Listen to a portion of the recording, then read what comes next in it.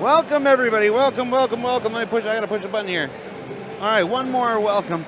Welcome to Gamescom 2017, live from the show floor.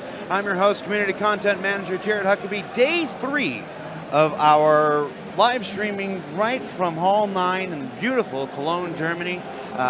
With me, as always, are the 3 community streamers that have accompanied us on our trip to Cologne, Germany this year. Let's go from right to left here. Introduce yourselves, everybody. Hi, guys. My name is Sergeant Gamble, Twitch streamer, featured Twitch streamer on the Gamescom 2017 Star Citizen booth. Pretty awesome. Next to me. Hi, I'm DJ Knight. I'm a devil, apparently. Space and sci-fi streamer. Love the game. Hi, I'm Meyer. I'm also a Twitch streamer and space and sci-fi streamer extraordinaire. Yes, it's day 3 and we're already off the rails, everybody. So coming up today, we've got an interview in just a few minutes with studio director from Cloud Imperium Games Los Angeles, Mr. Eric Chiron Davis, and then after that, some more Star Citizen Alpha 3.0 gameplay for everybody. Now, as we're here on the show floor, as we've done every day of the Gamescom so far, we have been giving away these lovely trading cards here. This is a trading card for an Ursa, and the trading cards have these QR codes on the back of them that allow you to go to a web page and purchase these limited availability ships for the last time at their introductory prices. Not all of the ships are going to change, but all of the 7 ships that are coming soon in 3.0 are on sale now. You can access them with the QR codes, and since a lot of people can't be here at Gamescom, some very enterprising Gamescom streamers have taken it upon themselves to take pictures of the QR codes and share them on Twitter. And if I'm not mistaken, that's what Gamble just picked up his phone here. That's exactly what Gamble's doing right now. So he's going to tweet out today's 2 cards. Today's 2 cards, of course, are for the brand new, fully revamped Aurora and the Drake Dragonfly. Now I'm going to take a minute right now and show you this new Aurora video, because the Aurora is easily our most prominent ship. More Auroras are owned than any other ship in Star Citizen, and there are over 100 ships in Star Citizen, all variants and modules counted. So the Aurora makes up an overwhelming majority of those ships. For many, it will be the very first experience that players have when playing Star Citizen. So it's a very important ship to get right, and we had our own Elwin Batchelor Jr. working tirelessly with his team to revamp it and bring it into the modern day with all the recent processes, and I think this video shows it off very well. Take a look.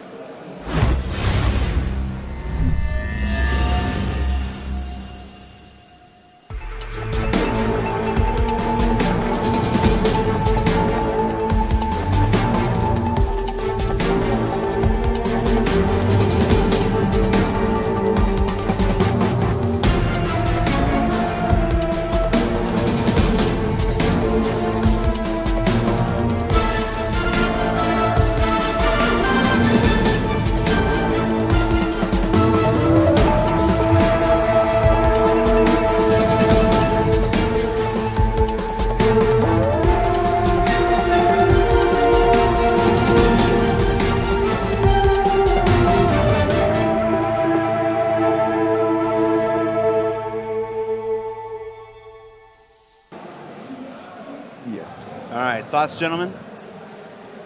Pretty good. I was surprised to see Star Kitten skin on it. Yes. Elwin took it upon himself to design a couple skins for the Aurora. Does not necessarily mean that those skins will actually make it into game. Star Kitten has been a long-running internal joke here within CIG. Every time a concept ship is made, one of our art directors will make up a fun Star Kitten skin for it and send it along as a joke internally, which is how Star Kitten got its birth. Eventually, when we got to the Dragonfly, after seeing so many different Star Kittens, we said, you know what, we'll try one and see how it works. But they still promote this internal joke with the Star Kitten, so that was Elwin's slipping in another Star Kitten there. Bar Citizens. We had another Bar Citizen last night at the Brauhaus Unternahmen. Did you guys go? Yes. Yeah. How was it?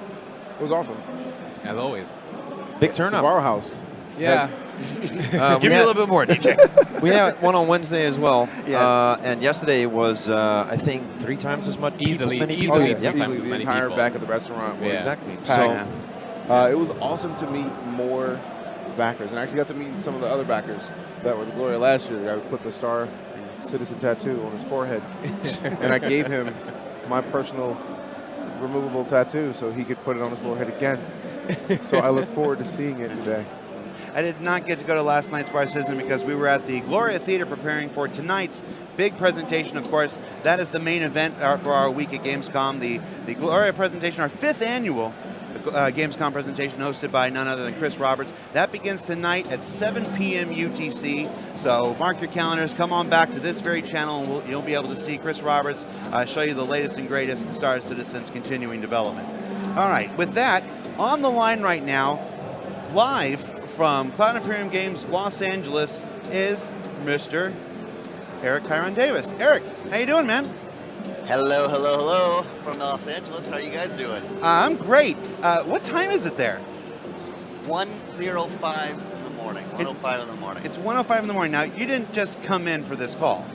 You know, I was writing down all day, and then I finally just woke up, did my hair. That took it took about 8 hours, and then I came in for this. Yeah, no, I've been here all day. I got here early, and I'm not going home till we're done. All right. Now, why are you there at 1 o'clock in the morning? We got a lot of work to do, guys. Do we? Did you know that? Do we? No. Did you know that? We work a lot, and we have a lot of work. Well, there's many reasons. I try to be here whenever the team is here. Our team works very diligently on all things that need to be fixed for what you guys are seeing right now on the Gamescom show floor, what you guys will see today, I guess it's 1 o'clock in the morning, and then ultimately 3.0 and beyond. So there's no shortage of work and passion. All right. Well, we have our 3 community streamers here, DJ, Gamble, and Meyer. They have already put Brian Chambers through their paces. Yesterday they put Aaron Roberts through their paces, and now you are in their sights. Congratulations on your promotion to studio director, man. You're playing in the big leagues now. Yeah, watch out. Thank you guys very much. Yeah, I've been watching what you guys have been doing to everybody. It's been nice. I've been enjoying it. All right. So with that, I'm going to turn it over to these fine gentlemen. Guys, you got about 30 minutes with Eric Davis, so do your worst. Eric, what's up, man? How you doing? Good. How are you guys doing? Pretty good. Thank you. So for the last couple of days, we've talked to a lot of, big guys and the guys that almost everybody knows. A lot of backers do know your face and who you are and what you do within the company. But can you tell us a little bit about yourself and what your position is at CIG? What are you responsible for? Sure. Yeah. So currently, as the studio director of Los Angeles, I am here for the whole team for everything. So I'm also the head of U.S. production. So the U.S. production team reports to me here. Jake Ross, our producer in Austin, and then the production team here. And everything. So, work with the team on scheduling, work with our international partners on everything they do, keep an eye on, how we're doing as a studio, making sure the studio health is at the best it can. Our culture here is to work, and sometimes it's about making sure it's fun as well. And then working alongside Chris and Ortwin and, keeping the studio moving forward. And now, of course, those of you watching at home or on your phone or wherever you're at, on YouTube or Twitch, we are taking questions live from Twitch chat. So you can submit your questions for our fine gentlemen here to pull from. Please preface your question with the word question, surrounded in brackets and in capital letters. That helps us pull it out from all the regular conversation. All right, so I'm going to ask a similar question that we asked to the others. Well, we got the first answer, but from what you and your team do, what's the biggest difference between the current build that we're playing and what we'll be able to play when 3.0 launches to all of the backers? Sure. So you mean 2.6.3 to 3.0? Right. From your team.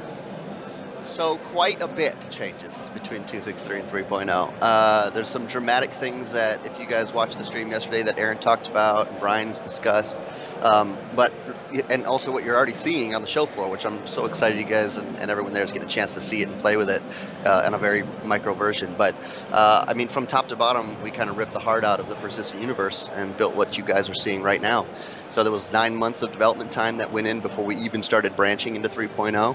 Everything that we've been working on and improving, and our company has increased quite a bit in the last year, and so we've added more staff to help us achieve this large scale of the we've got our first solar system kind of put together here.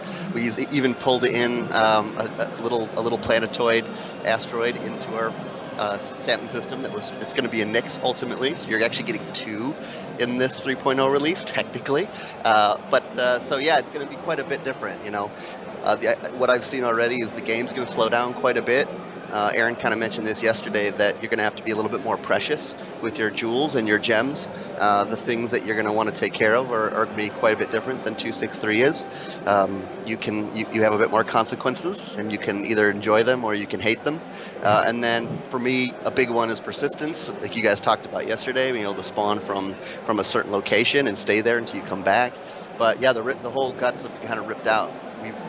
We've improved a dramatic amount in 3.0 that we're seeing right now compared to 2.6.3, and I really think you guys are going to see it with our, the incremental patcher that's coming online. That's been a lifesaver for us internally, and so I'm excited to get that out externally as well. And that patcher launches with 3.0? Yeah, 3.0. That's our current aim. That's our current aim. Yeah. Now, all these changes you're talking about, this is a regular part of game development. This is the iterative nature of game development. Right. You build the first version of a thing, then you build the second version. It's not because something was messed up or somebody did something wrong. This is the nature of game development. That's exactly right. That's exactly right. And but Oh, we lost your audio. Did your audio device change? You guys hear me okay? Yep. Yeah. I think I just lost some sound here. We lost your headset audio and switched to the Jabra.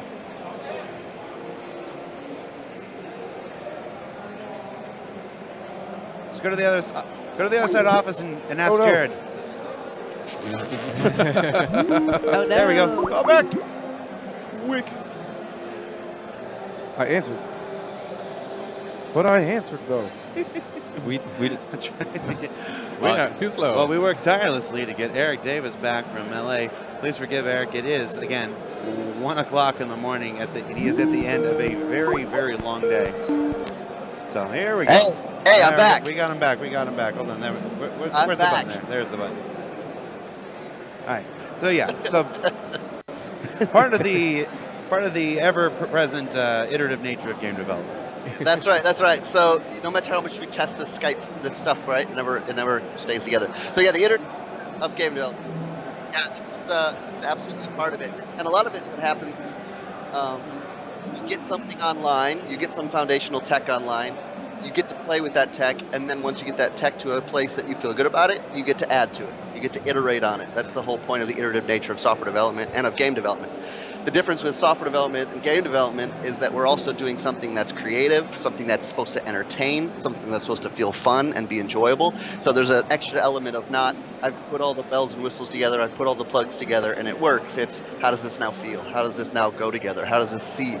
And because, as we, Aaron talked about this yesterday, but the massive size from 2.0 to 3.0 has introduced quite a bit new challenges, some that we knew were coming, some that we didn't know until we got here.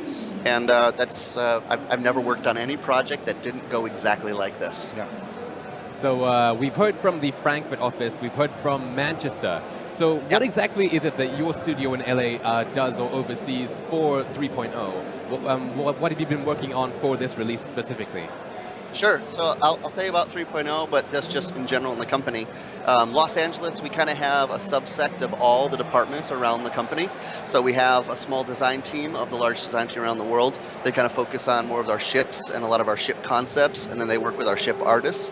And so they do a lot of ship fixing. The whole Item 2.0 conversion, we worked with some folks in the UK, but a lot of that was done right out of here in Los Angeles with Mark Abent and Paul Randell, and a bunch of, at one point, all of the team jumped in to help that conversion process. And then we have an engineering team that's led by our lead engineers, and then Paul Randell, who's been on the project since the beginning. He works out here. And then we also have a tech content team that's kind of held out of here, even though they're a global team, by Sean Tracy, our tech director of content. You guys might know him. And Forrest Steffen's out here. And then we have all of our character team is in Los Angeles now. So we built a team around Josh Herman, Corey Johnson's lead, and a bunch of other character artists. And they've really come to in their own, and the characters are starting to see, which some of the ones you're playing with right now in 3.0 came from that team directly. And the ability to turn a work around, they've got the tech content team, tech art team, rigging team right there, and they're actually iterating quite quickly on not only all of the 3.0 content you're seeing, but all future 3.1 and beyond, and then Squad 42. right? That's obviously a big part of the game is characters, and so that's we got a lot of characters that are coming out here, including heads and hair, and that whole process. So that's Los Angeles. We're kind of a little nutshell. We've got a business end here as well, and then in Austin we have a small development team, and then QA, DevOps. You've seen Mike Jones, the current leader, if I'm not mistaken, of Quantum Questions. Yes. He's out of the Austin studio as well. Yep. And those who were watching the stream yesterday will remember Paul Rendell. When we say he's everywhere, he showed up on stream yesterday to come and update the scripts for our builds yes, he here, did. Live in the middle of the broadcast. That was wonderful. So I took that, by the way, when I saw that, and I sent it to Paul, and he's like, I just had to get some work done. Yeah. Like, we all saw it. It was great. No, that was the quintessential Paul Rendell moment. It's like, I need your computer. I'm like, we're in the middle of a broadcast, Paul. It's like, I need work to do. Okay. You don't question Paul. Nope. Nope. You don't question. So speaking of character design, we've seen in more recent ATVs now, we've seen not only the ability to customize your character, but also the inclusion of female characters. Will character customization and female characters be within this patch? No, so in this one we definitely are working to have character customization. The first iteration of it, we've got long-term plans, mid- to long-term plans, but the first version of it, we're definitely working to get to 3.0. It's starting to come together. Those that are watching our schedule, UI tends to be the most needed team across all of them, next to engineering. And so they're quite busy, but character customization is absolutely on the table for 3.0. We are working hard for it. And that'll be a very simplistic version, but to give you some stuff you've already seen if you've been watching any of our ATVs, eyes and hair and certain things. The female is definitely not part of 3.0. Right, we've talked about this a couple times. I think we did a character customization video a couple months ago.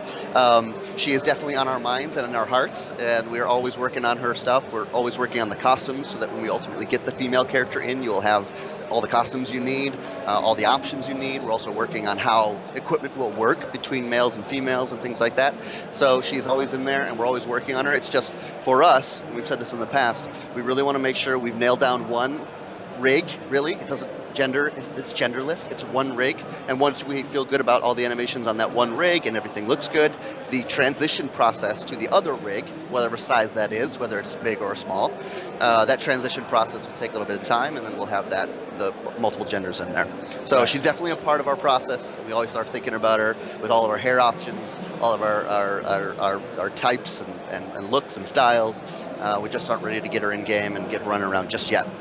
It's important to do everything you can, not to double work, not to do work twice. You don't have to. So yeah, that's right. That's right. And a lot of times too, because I've seen this, I've been on many panels where people talk about this kind of question about resources and time, and people ask about just come out with two genders right away, and it's like, well, it's not a gender question. It's really just a rig, really the size of a rig. Locomotion. Do you want your female and male to be the same size, using the same skinning, is what they call it in rigging?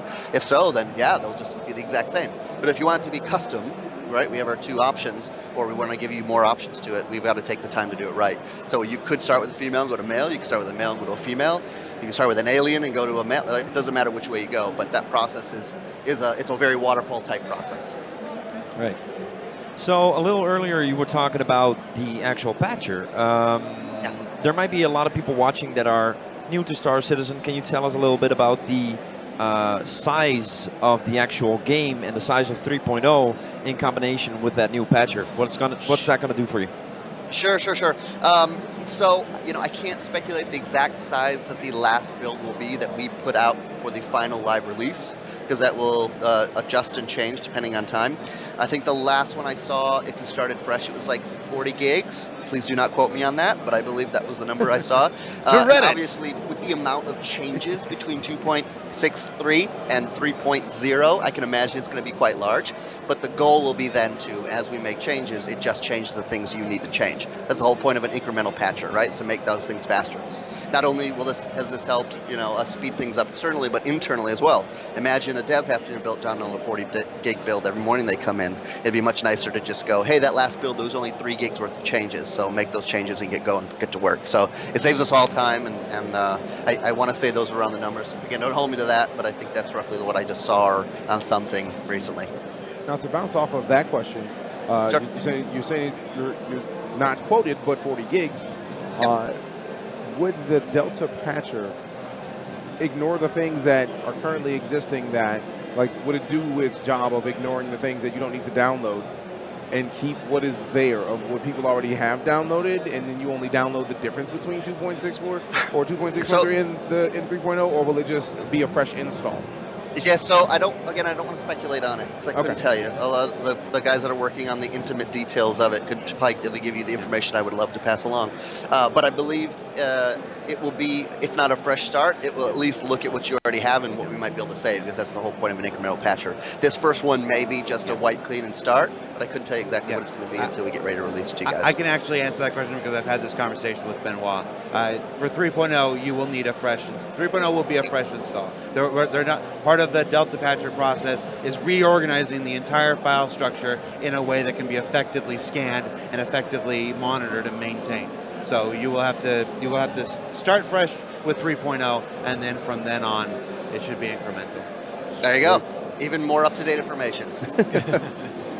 So with the new character systems and with especially the new Heavy Marine, I know in the past we've seen animations of these helmets opening and closing and functioning, and sure, that was concept art, but is there any plans for the future for the Heavy Marine, say, for their visor to actually come down and that kind of thing? I only smile because I believe it was on Wednesday. You specifically were looking at the Heavy Marine and you asked Jared, I don't know if it was an interview, you said, are these going to open and close? Yeah, I did. So I love how passionate you are about opening and closing of visors, by the way. I want to start with that. But I would say that, it all depends on the design and what design needs, right? So taking a helmet off, putting a helmet on, those have two design implications. Mm-hmm. Opening the visor of a helmet, I would assume it's going to be a lot like how we do it in real life. Can your motorcycle helmet visor come up? Is it locked into place? Right. Obviously, there's going to be all kinds of options that designer will want to play with. Now that we'll have the atmospheric and room system you guys have heard about that allow us to understand, that you guys have been playing with on the show floor demo there, running around and transitioning between atmospheres and making it a part of the gameplay. Right. So opening your visor, what would that do and how could that do it? So just remember, when we want to implement something like that, it will be a myriad of tasks for animation, obviously, and then it'll have game code hookups, and then it'll have design implications because they're all going to have sets in DataForge for people to set. Okay, when does this open? What does it cause? Right. So those will all be tasks that we absolutely have spec'd out, but I couldn't tell you exactly when we're looking at doing that. Awesome. All right, so to ask another question, we've asked everybody thus far, based on their team, what is the biggest bug that you see for your team that is holding back anything? Because I know you guys talk about blockers a lot on the new section of the ATV, but what's the biggest bug that is a block that you can think of holding us back? Yeah, so recently it's been performance, and that's a pretty general term because performance can be anything from log spam that we need to fix because it's holding us back to the other day, not the other day, I guess it was 2 weeks ago. You would go up to the ASOP terminal, and it would take you from 40 FPS or whatever we've been working our butts off to get to, 30 FPS, 40 FPS, to 12, I think. Jared watched that. It dropped us down to 12. Just using a terminal. Investigate why that was happening and what was causing that. Ended up being a flash issue that was on the UI team for them to address. A pretty quick bug, thankfully. But that got integrated after we had already solved a bunch of those problems. Right, so as we keep checking in work, we find more bugs, we assign those bugs out, we fix that work, and that cycle slowly gets smaller and smaller and smaller until we get to a safe place to go. Guiphacotti release, BTU, and then bang, everybody's hands, and let's get on to 3 in the future, whatever the next release will be. So that one was fun. For me, it's always crashes, so having a production background, the number one thing that you call a blocker is a crash, for various reasons, and obviously if a dev can't test their work or work on something because the build is currently crashing, that is our number one priority. So those could be anything from cry fatals to an animation triggering incorrectly to you open the back door of the constellation while you are in this one specific place on Grimhex and it crashes the server. Okay, we got to figure that one out. How did that happen? Who caused that one? All right, so crashes are always a big one. And then the render to tech for me has been a lot of fun. I've been watching that come online, and I know that we've been excited about it. But what it can now do as we've integrated into more systems, it's been really exciting to see.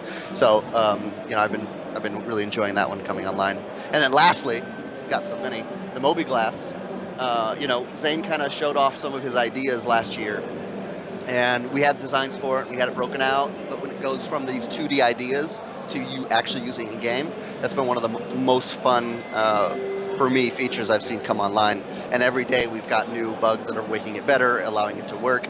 As soon as you have a Moby glass, then it comes up. I saw this one recently. The Moby glass comes up, and then as you're looking at it, your arm moves a lot. Because I don't know if you've ever done this as a human being, but your body moves a lot, and your eyes auto-correct it. So in a game, when the idle's happening, you're like, how do I push things on here? How does this work? So we had to figure out a way to slow the arm down only in certain positions. And that was a big user experience for us. And that's a lot what we're seeing too. It's not just performance and polish, but that polish tends to be, we want it to be fun. You know, a lot of these features are first coming online, and so we're getting a chance to see them. I think we said that in the first Burndown a couple weeks ago. You know, as we get to sit down, put them together, play the game, we get to go, that needs to be way more fun and satisfying. Or, wow, that worked great. Doesn't happen as much, but those little elements come out of it. Either they're a bug or they're just something we have to add now that we knew the features have come together, and that just stuff takes time. Speaking of the new render to texture system, and you mentioned the Moby glass. Could you elaborate a bit more on the kiosk system and how that'll work? Also, we were in the Ursa River yesterday, and there were screens in the bay where people would be sitting. Well, can you explain more about how that all will work and how that would, you know, work in the future of the game? Sure. So when you say terminals, what do you mean? You mean just how the render to text adds to that, or how they're going to work? So so for instance, you're in a station and there's a kiosk. You walk up to it and you press the button, and you know how you buy stuff, how you sell stuff, the economy, as well as I suppose just the fact that there's screens, so you can do picture-in-picture, that kind of stuff as well. Yeah, so it adds a lot of interesting things to the table that we hadn't expected or that we had hoped for, and we didn't get to play with it until we see it. Right. But terminals will act exactly as kind of how we've been displaying them on ATVs. It's no different than that. Right now we're just polishing the funness that goes with it and making sure that it's actually an enjoyable experience to go and really encourage cargo and encourage, okay, I got to go get these minerals. Okay, they're out of it here. I got to go add it to there.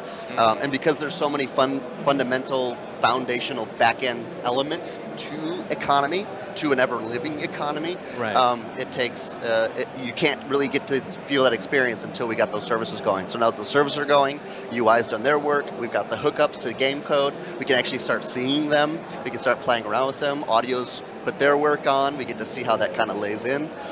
We've gone, okay, now it's blurry, you're too far from the player, I want to be a little closer to it. But it should be exactly kind of what you guys have been seeing, where you go pick up some items, you bring them back to a kiosk, it sees that you have those items, you want to sell those items here because they cost more money or they give you more money, sell away, do what you want to do, and vice versa. So that, and this will just be the beginning, right, of a lot of our commodities and our economy. I do expect, I think we all expect when we first get this economy going, we'll start to see how you guys play with it and how everybody gets to enjoy it, and a lot of the economy will be driven by you guys, right, more than what we're putting into play. So as that kind of goes along, we'll have some fun with it. Sounds good. Actually, a question from chat is a pretty awesome one. Have you ever run into a bug that improved the game so you made it into a feature? Something like a happy accident. A bug that improved the game to make it into a feature. So, for example, if you, you're working on character animations, and something is wrong in the coding, and the character behaves in a certain way that you didn't think of before, and you're like, hey, that is actually pretty cool. Oh man, not necessarily. Keep thinking, Eric. Not necessarily a bug, but the original Big Benny's machine being physicalized was a bug. It was not supposed to be movable. It was a missing check mark in the item, and because it was the only movable item in the entire Stanton system at the time, it became a gameplay aspect. It became a game mode with people trying to do the Big Benny's challenge, and it eventually led to the creation of an entire storyline with what's happened with the people that have been stealing them and the Benny's engine thing. And that all started with what was essentially a bug. Thank you, Baron. Big Benny Stonehenge, right, was inspired by that. You're absolutely right. I would say that, and then, for me personally, I guess what I've seen people play with, especially once the Caterpillar came out, was flying through the Caterpillar or missiles flying through the Caterpillar. I think there could be a lot of fun gameplay elements that go with that. I can't think of one directly bug. Of course, other than the Big Benny thing that Jared said that directly, but I'm going to think of it. It's going to sit in my back of my brain. I'll come up with them before the end of this interview. Actually, Eric, I guess you'll remember this. Do you remember when the Starfarer was added and people were loading Merlins into the Starfarer and then going into Quantum Drive and then launching from the Starfarer in Quantum Drive, and the ship and the Merlin was staying in Quantum Drive, and we were sending it around team chat like we had never tested that. That was not an intended thing. We're like, we have parasite crafts in coordinated Quantum Drive, and it was funny watching the different programmers try to figure out why that was happening and why that was working. I think it's this system. Well, no, I think it's this system. And Chris coming in like, well, whatever it is, don't break it. That's right. That's absolutely right. And a lot of times, too, that'll happen where we'll see one of those or we'll feel one of those. And that is a perfect example where, we should add that to the backlog. That's a great one potentially for the future. But before we do it, if you guys have watched that scheduling live stream that we did, you got to break that feature down and understand what the impacts are, right? And then we'll move forward with what makes sense. Right. So cargo is something that we have not seen in this demo so far. Can you please elaborate as to how cargo will work in 3.0 when we're able to do the missions to go ahead and do that, and maybe as well as the future? I know that cargo will involve just the small qubit boxes in the patch, but going forward with the huge cargo containers and stuff, how will you actually, what do you have planned for how you'll be able to do missions? Will you have to physically take out those giant crates as well as the small ones to hand in the quest and stuff? Totally, yeah. I think that totally makes the cargo system is it's one of those things that what you guys have seen is exactly what the first implementation is going to be. Right. We've got a lot of other ideas for it, and we needed to see the system in action and see how it worked because there were so many different elements. The pick up and carry, the player interaction system that you guys have seen come online with the highlighting, and then a mix of our procedural supported and generated mission process and text. Right. So there's a lot of elements that kind of came into play, and as those have fallen together, it's been fun to watch our design team get inspired. A lot of times tech inspires art and vice versa. So as those features came online and as the designers got their hands on them, they got to get excited by, oh, now I could do that with that feature. I hadn't intended it to do that. So now it'll be kind of fun to put together. So cargo is exactly that, right? The first implementation is, we'll definitely have some missions. We'll definitely have a reason to encourage you to cargo, to be a cargo transporter and to make that one of your types of play. And then there's already going to be multiple size cargo shipment types things depending on the type. So if you're shipping like fluorine per se, that's one of the commodities in our game right now, that'll be a different type of size in your cargo grid in your ship that will limit you, and you have to think intelligently about that.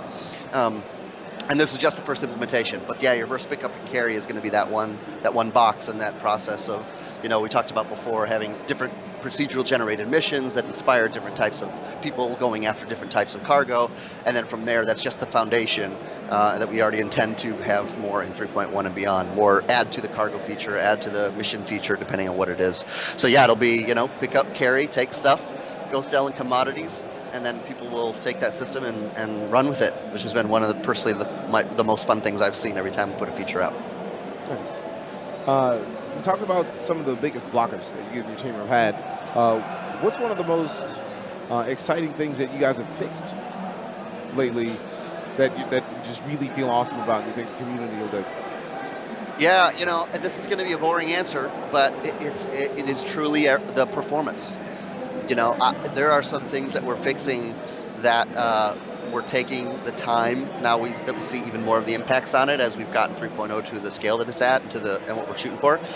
Some things that I would love to have fixed a while ago that are getting fixed, or that are getting improved, or that we're simplifying. Generally in game development, you don't do a lot of performance optimizations and you don't do tutorials and a lot of these things until right at the end, when you know what the entire game is going to be before you ship commercially. And we're doing that at the same time for people to play it right now, because we want everybody to have a good experience, even though we are very, very, very early, SC Alpha versions of what we're making, because a lot of our tech is still foundational.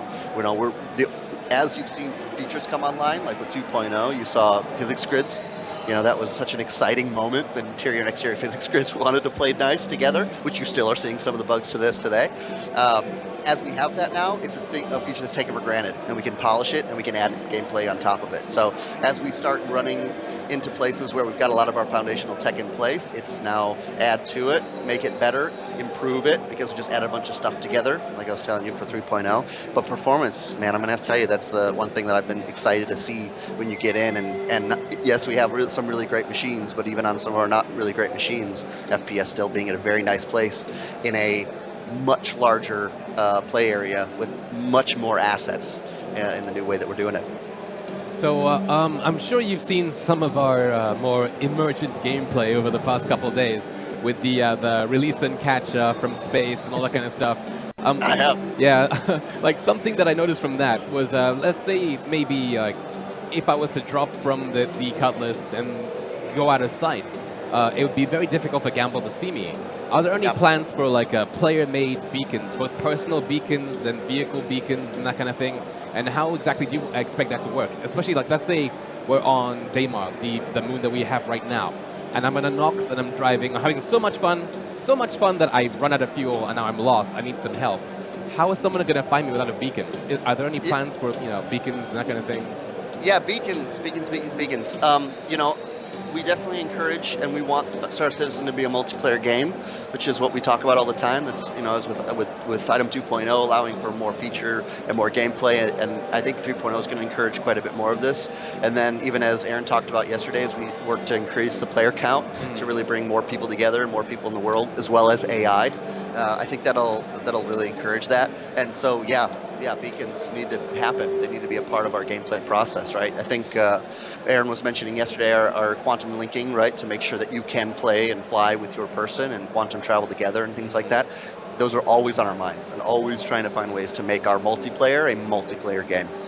We'll leave the single-player game to Squadron 42. So yeah, we definitely have beacons as a part of our process. To what end they're in, I think we're shooting for something for 3.0. We're adding a couple other things into 3.0 that we haven't quite talked about yet because they've come online a bit quicker than we planned for.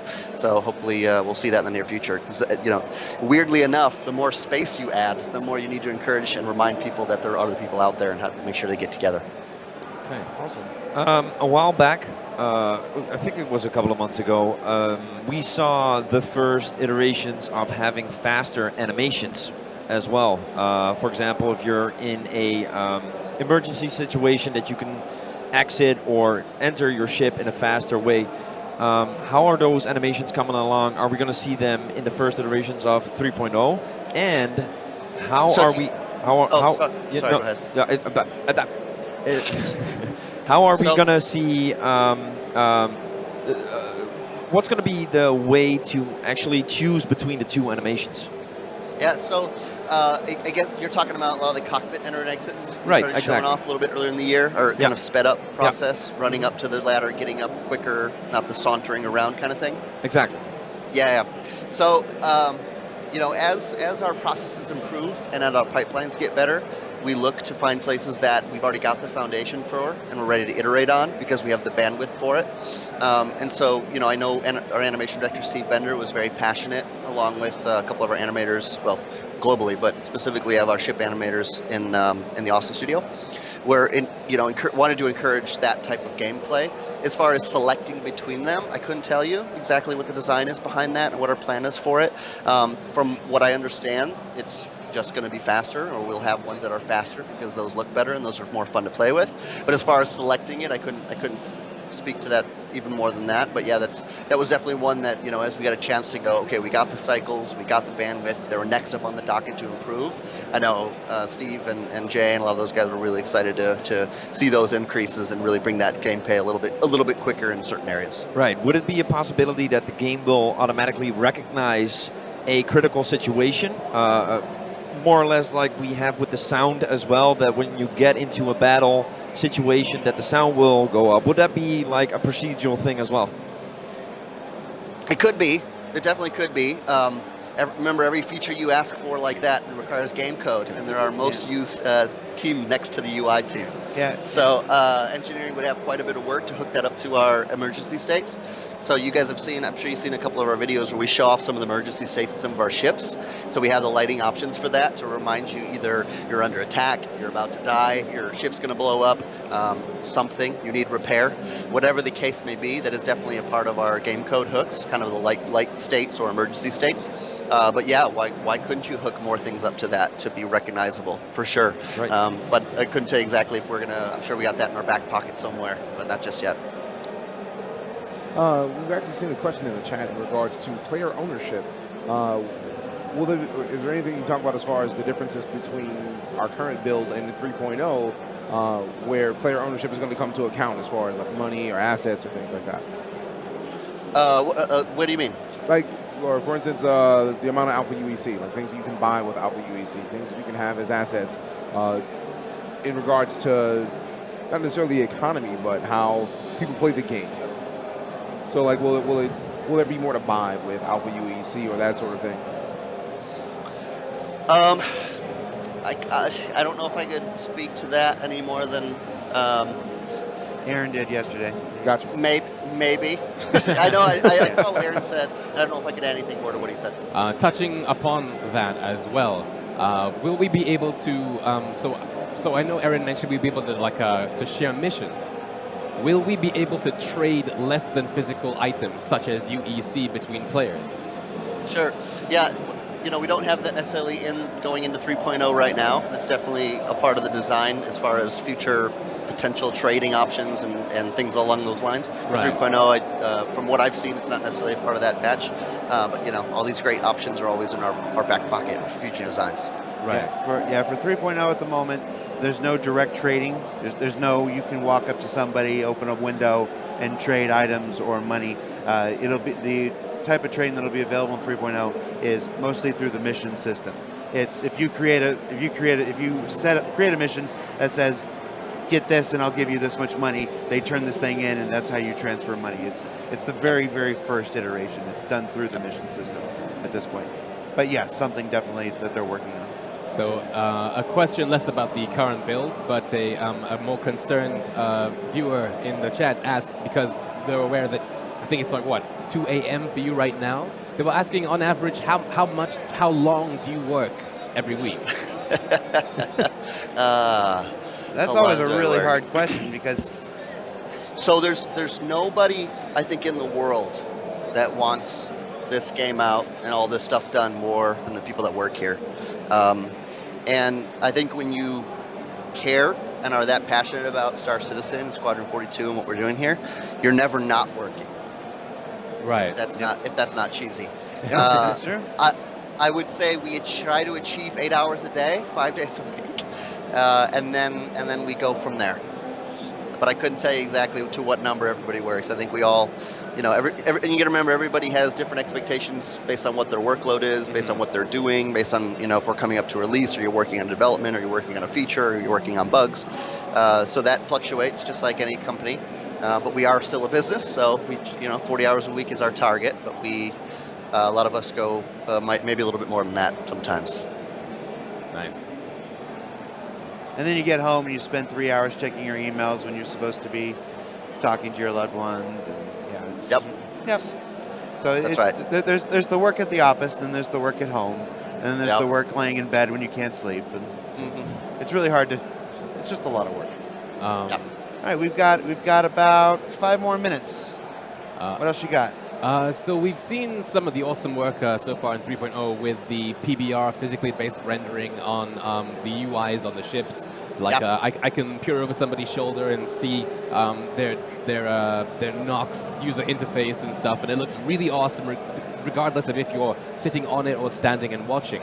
The Mobiglass is a way of a player to, you know, interact with their possessions, to talk to other people, that kind of thing.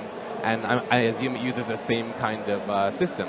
Will other players be able to kind of like peer over somebody's shoulder and see exactly what they're doing on the Mobiglass? Do you want them to?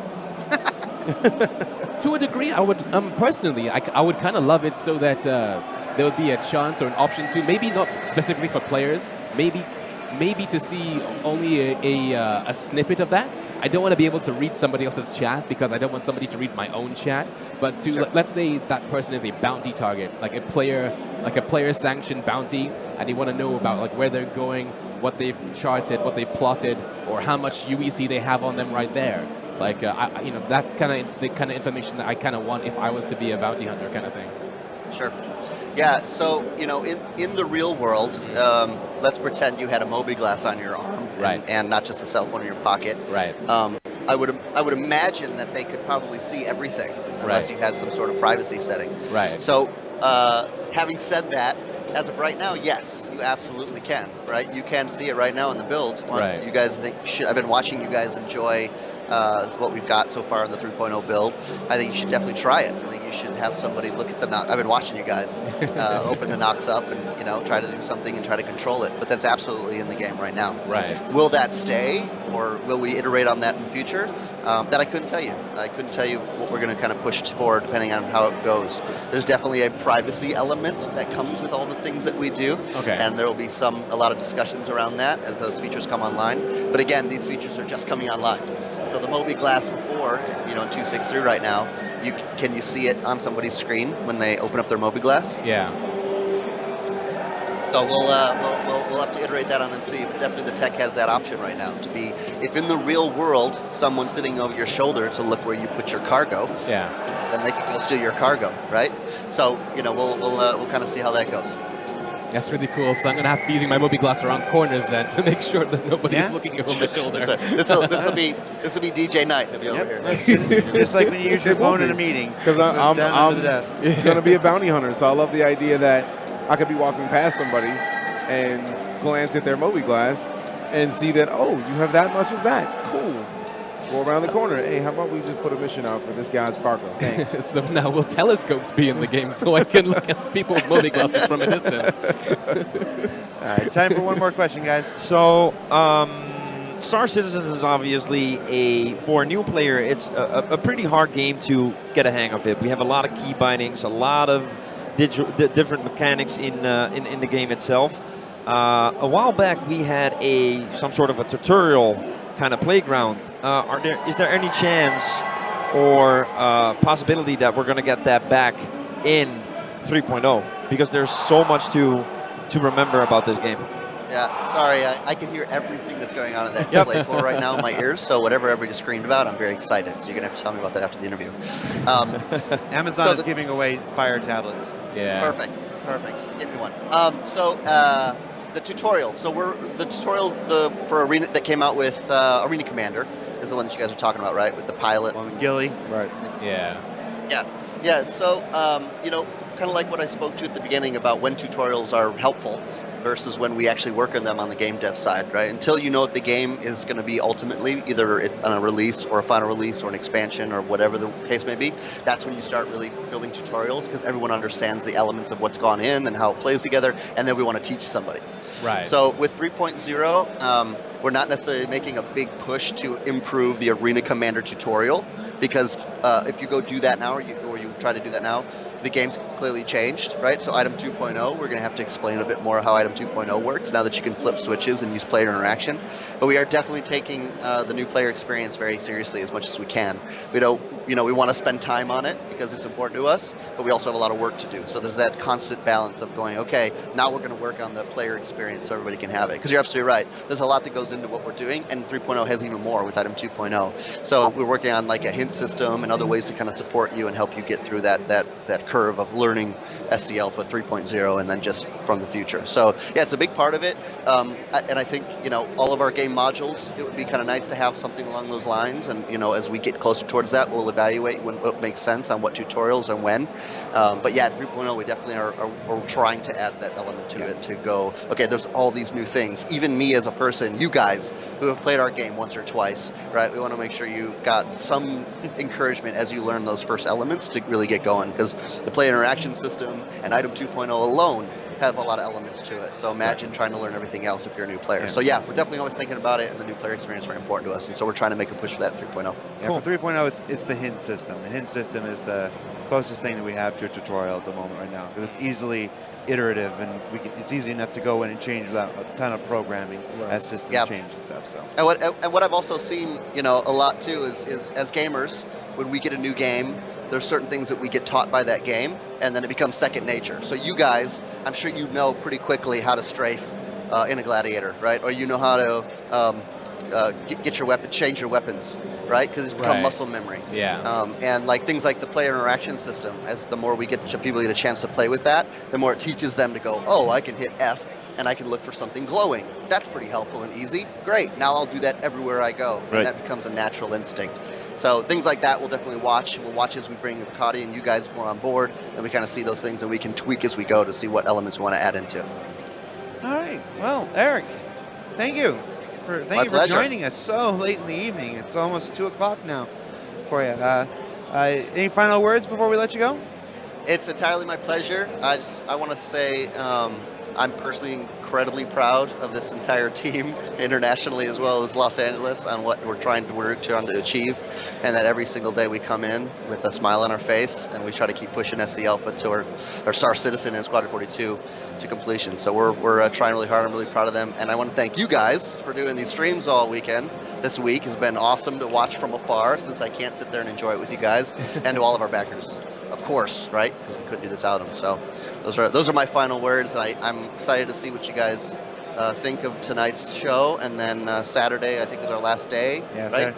Lando, we have one more stream. Yeah, we got one more show. We got the Friday show, and then after a night of drinking and celebration, and we come back in here Saturday like zombies, and I'm like, hey, did you like the show? There you go. Awesome. Well, thank you guys for having me on. It was 2 a.m. is nothing. I'm a gamer like you guys, so late nights are easy. All right, guys, we're going to take a quick break, and we'll be right back at the top of the hour with more Star Citizen Alpha 3.0.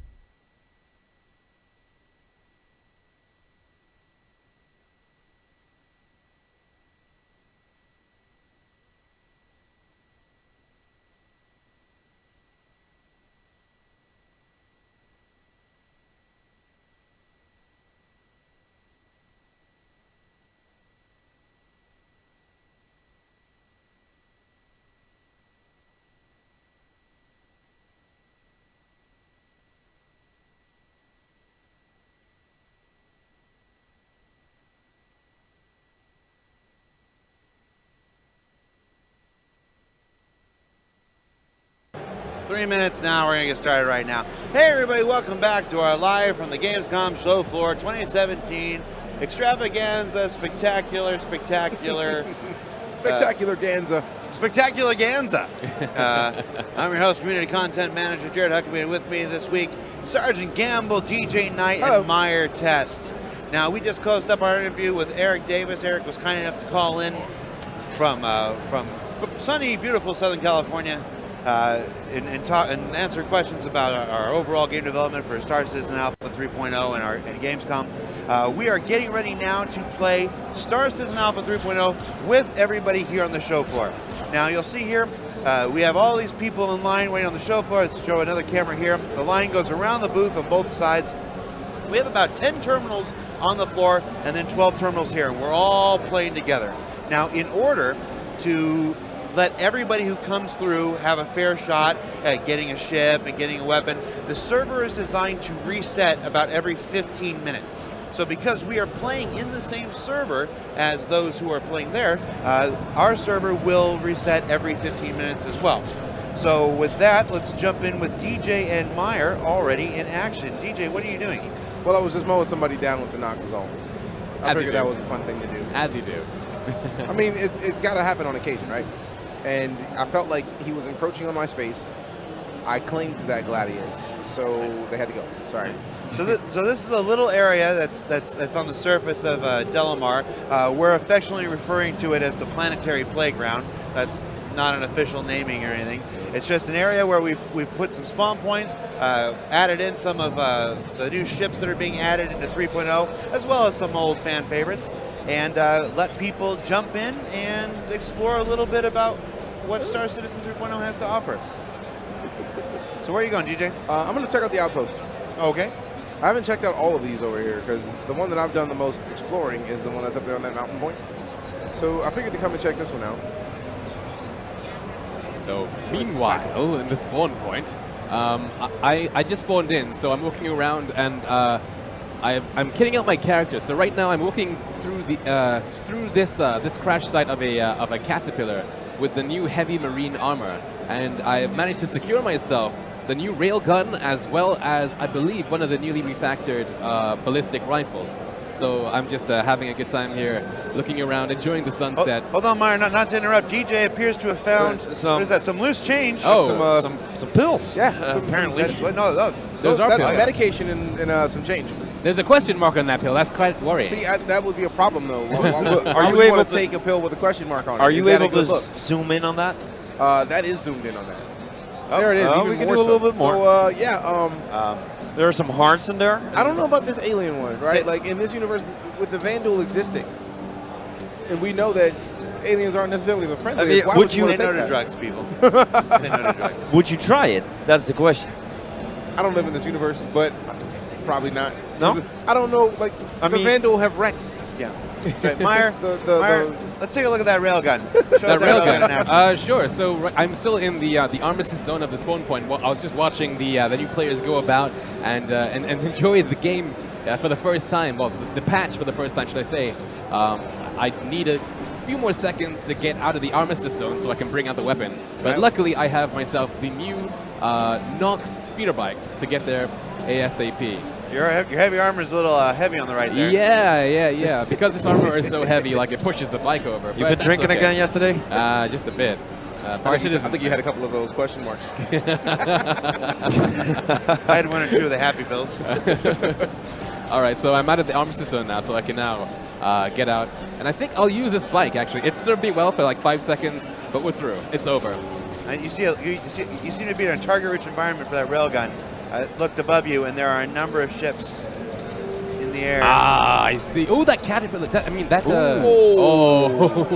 Happy New Year on Daymar. Oh, yeah. So, actually, this is really cool because what I like about this this new patch is that the rubble and stuff, actually, they persist for quite a long time as well. So I'm going to bring out the railgun now. It looks like we're getting ready for a reset.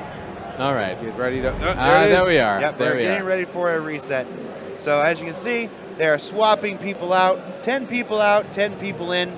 That'll take them a few minutes to get going. While we're on this break, let's take a look at the other trading card that's being given out today. Another ship that's been brought back for sale. It's coming soon in Star Citizen Alpha 3.0, the Drake Dragonfly.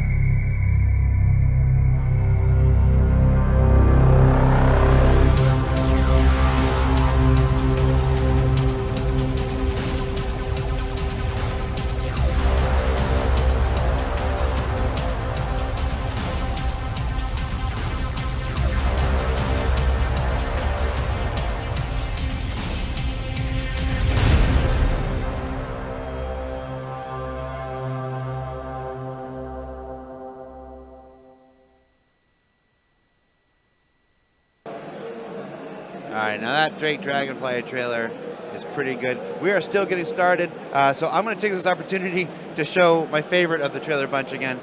This is the Ursa Nox trailer.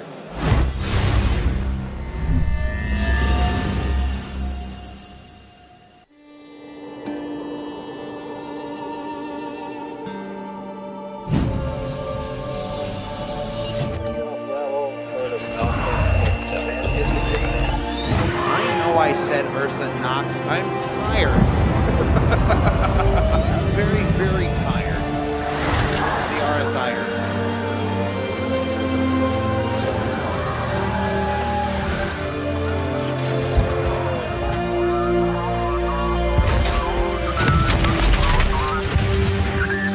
You ever notice the more tired I get, the more I sound like Casey Kasem? Ursa Nox confirmed.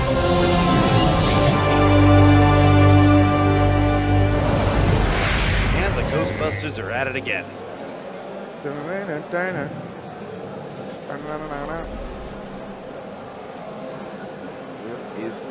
All right, now we are back in game. Indeed, and I've just found myself a new Nox as well, so once I get inside and leave the Armistice Zone, I'll show you guys just exactly what this this new railgun can do after the usual mount. What are you doing, DJ? Looking for another railgun. And I'm going to rain Hellfire upon people. Right. Because Hellfire sounds like a good thing to rain. Indeed. I don't want to rain like Star Kid and plushies. That's not cool. But Hellfire, though, that I can do. No. No. Meyer. Yes. Where are you going? So like I said, I was just going to show off the new railgun. Oh. And then demonstrate its power. So again, this is the new railgun here. It's brand new to this patch, and it's a ridiculous monster of a weapon. It's by Apocalypse Arms, one of the in-game manufacturers. Each gun, each ship, each pair of underwear has its own manufacturer in this game. Oh, but before we shoot our ship, let's go ahead. There you go. Finish him. Take out this Cutlass. The Cutlass as well is one of the new ships for this game. Engine. It's pretty robust. Engine. All right. Charge now. Nice. Nice. Good shot. Charge. You have to wait before so it glows. There we go. Bang. Oh, Got him. Yep. He's still flying, though. He is still flying. Man, that Cutlass is a tank. It is a tank. Got him. Might be able to hit this Gladius if I'm lucky. Now you're seeing the kind of dogfight that happens when you have 10 people who have never played Star Citizen before. It's true. I love it, though. Look at it. It's like a little convoy or something. That Aurora's going to die. Oh, that was a pretty sweet maneuver by that Gladius there. Yeah, that Aurora is going to die without my health, but I'm going to try anyway. I missed just. All right. How are you able to miss? How are you able to commentate? I have a mic. The salt. All right, so DJ has got himself a Cutlass now. What are you doing, DJ? Since I couldn't get out fast enough, I figured a good thing to do would be to step over here, hop into this ship, and actually do some firing. So I set one of the, I set the plate ready as one of my switches, but I can't remember which one I set it to. There we go. You gonna get in on some of this action? Oh yeah. All right. So off camera, I just saw the coolest thing, so I'm going to try and recreate it now. 1 second. All right, so I'm going to get one railgun. So, look, DJ, how does the new Caterpillar fly? The Caterpillar? I'm about to say that. The new, the new Cutlass. How does it fly? How does it compare? Feels good. Feels good. I haven't flown it in a while, so it's hard to say how it compares. Right. But it feels right to me. That's good. Like, I think one of the things I love about this game is that, like, all the different ships, like, especially the larger ones, they feel large, and the smaller ones feel really agile. Like, how maneuverable is that compared to, like, say, the Aura that you've flown in the past so far? Whoa! All right, well, you just survived contact with a Gladius. He just broke himself against your body. He did it. It was his fault. Should have known better. Don't you hate it when Gladius just splatter on your windshield? It's the worst. It's the absolute worst. Whoa. Again. Hey, if I can tank my way through it, I'm gonna. Maybe not so much. Not so much at all. The explosion. Hey, what are you doing, Meyer? Right, so I don't think you guys got to see the full destructive force of this railgun. So I wanted to show you exactly what it can do against something like the Nox. So I'm going to go ahead now and charge it up. And as you can see, it has several states. So it's charging, it's ready now, and I thought that was really cool. Fireworks for days. All right, I'm going to go find the Ursa rover now, and then take myself to DJ. We can do some multi-crew stuff, maybe. No. And then, I think we deserve a Nox race. A Nox race. But I think we deserve a Nox race. Is it going to be an Ursa Nox race? An Ursa Nox race. Well, we tried to have Nox races the other day. Right. And somebody wasn't really holding their own. You know what? I mean, you can say whatever you want, but I'd like to see anyone catch a free-falling guy in the back of a Cutlass and then make him fall out the side door again as well.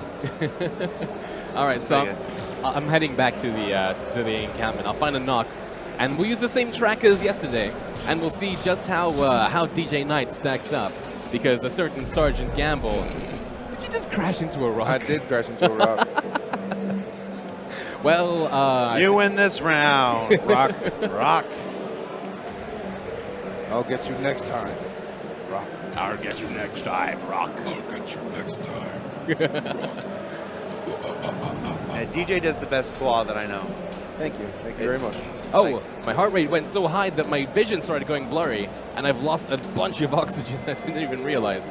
And that's, I suppose, one of the things about wearing this heavy suit. You can't just wail on that sprint. Yeah. So you know what I was saying with to EKD about the HUDs on the ships. DJ just like walked past me and he could see exactly what I could see on the vehicle. I'm right here. I'm right here. So on DJ, he can see exactly what I can see on the monitors right here on the Nox.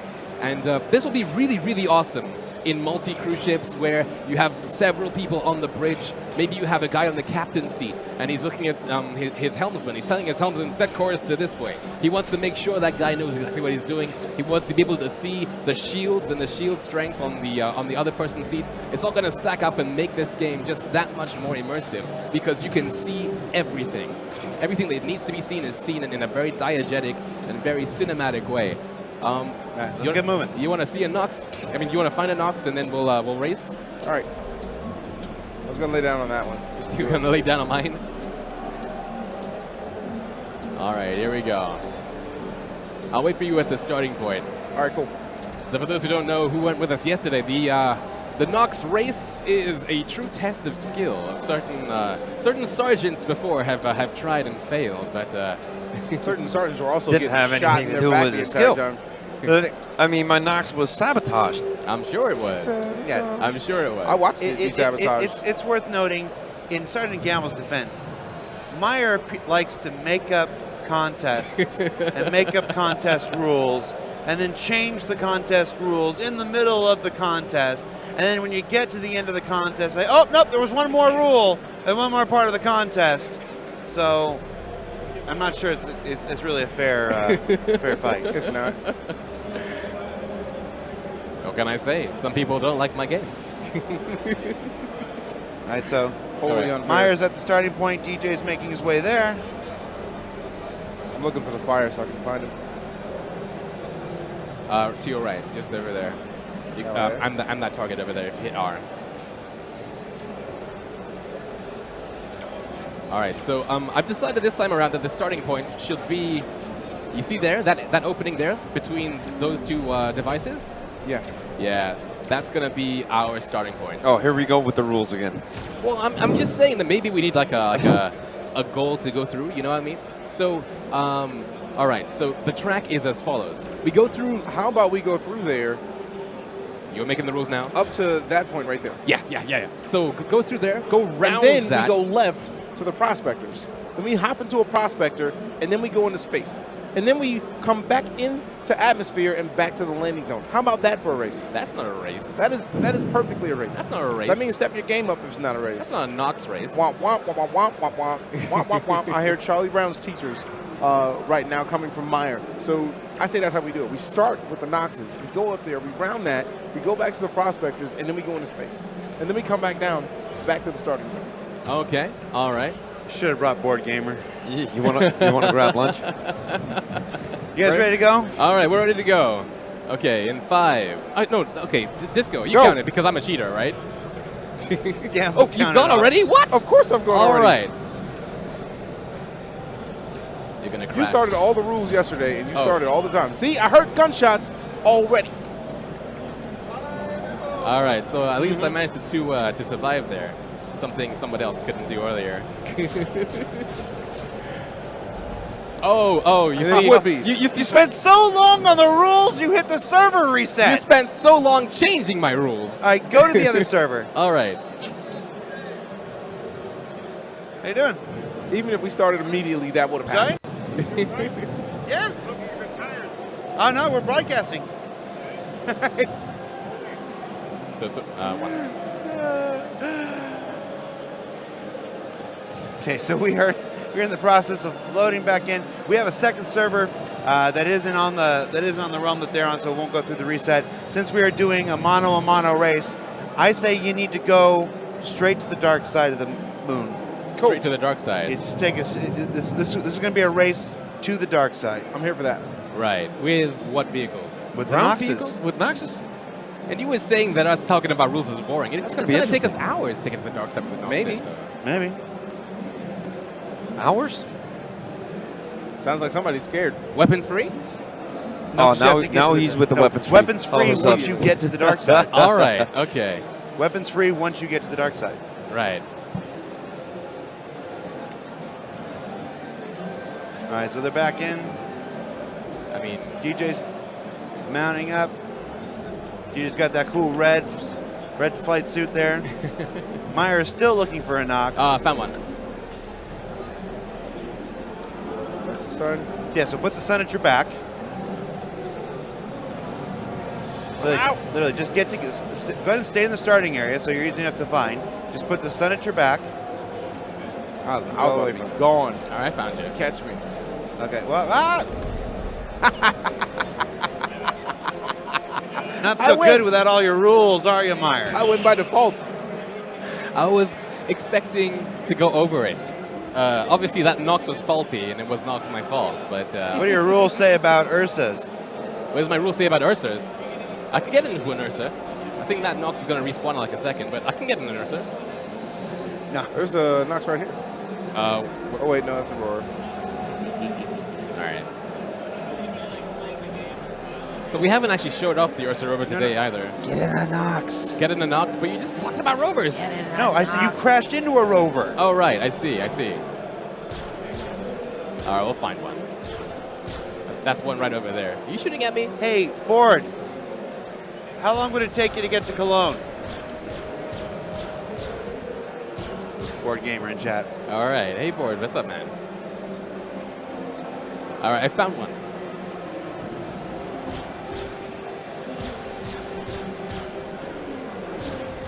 And go.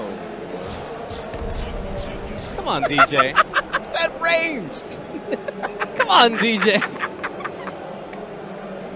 Oh, must suck to get into a vehicle getting blown up, huh? It kind of does, yeah, it kind of does. I'm here for you, bro. What? I'm here for you. That is so nice. All the revenge. All right. Okay. Gladiuses. Gladiuses. Since we're out of Nox at this point. No, it's respawn.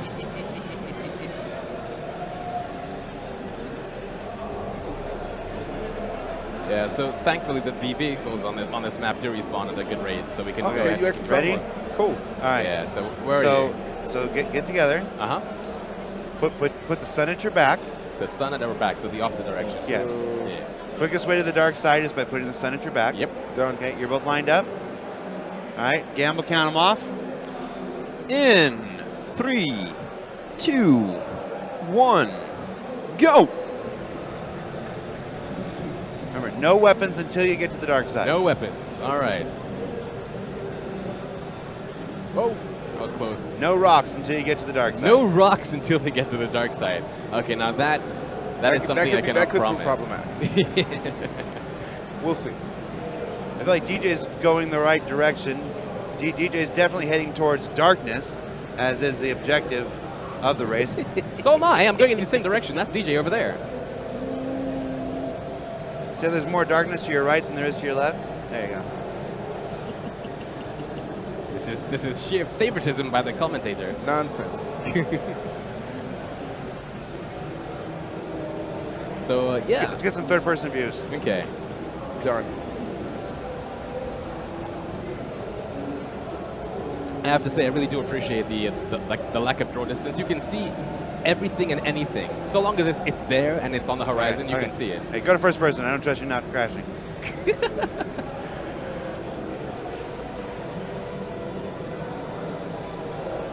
Oh, but tell you what. Woo! That Willie, though, with no wheels.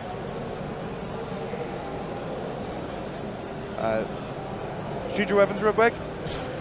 Okay. Yep. Yeah, this game's down.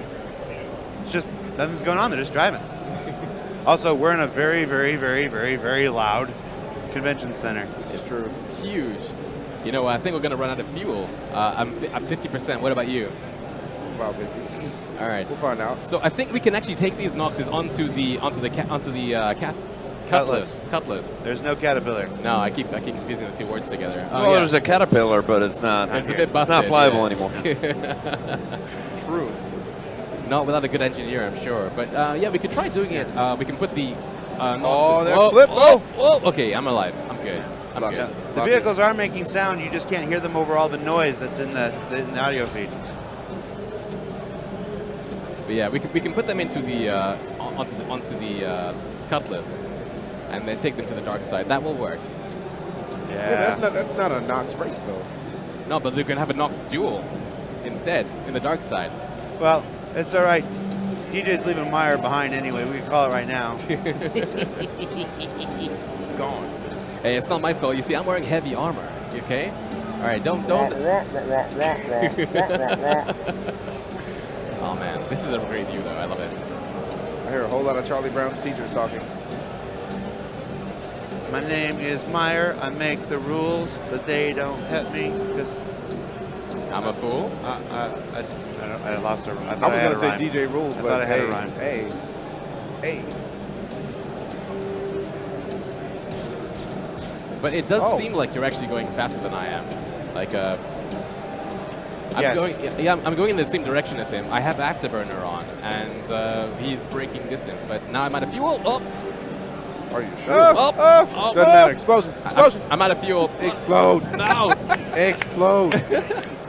Explode. Good job, Meyer. Don't explode. You know you want to explode. I'm out of propulsion right now, so it's just like it's lost its balance. There we go. All right, let's go ahead and reset. Let's get into Gladiuses. Okay. Let's get to the dark side of Gladiuses. Let's do the same Gladius race we did yesterday. Okay. To the dark side, land. First person to land in complete and utter darkness. Right. Okay. So go ahead and reset yourself, DJ. All right, go.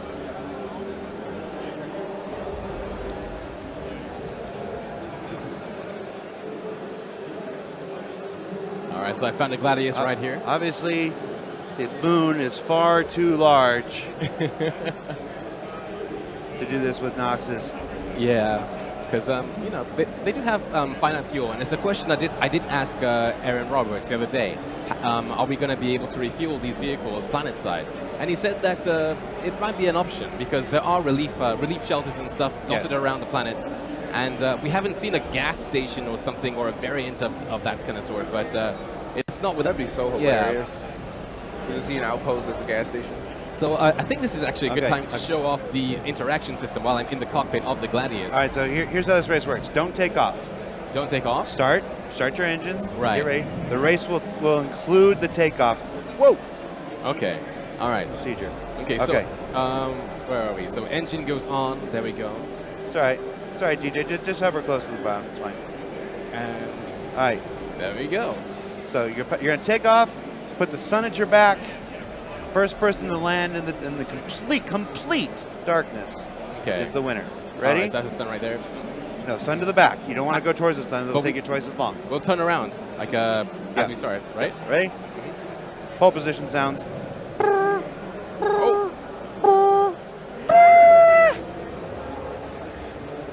you believe I'm not a pole position sound person? Sun at your back.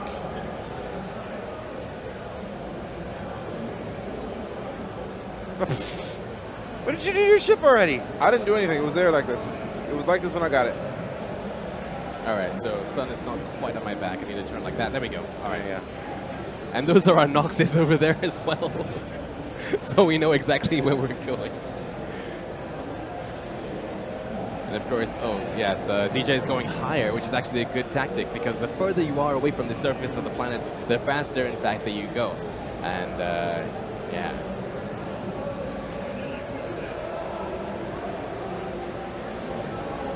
Come on, let's go. All right, are you sure you're gonna win though? Darker. I didn't say anything. I just said let's go.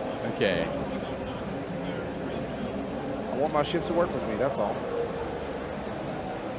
I see this, and I remember the People to Planet video, and just how unrealistic that seemed at the time. And now we can just like fly up and fly down. There are no invisible walls, and it all works. And like, I haven't really seen any pop-in whatsoever. What about yourself? Like, no texture popping or anything. It's ridiculous.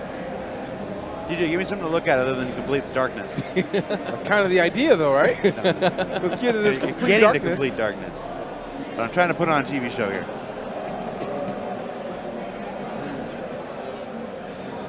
Oh, great. Ruining.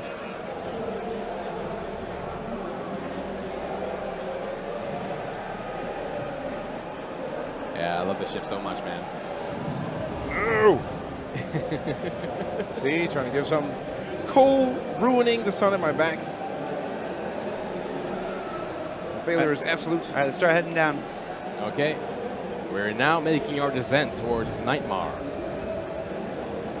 You don't get the same points for the same joke twice. Oh, that's awesome, though. Check it out.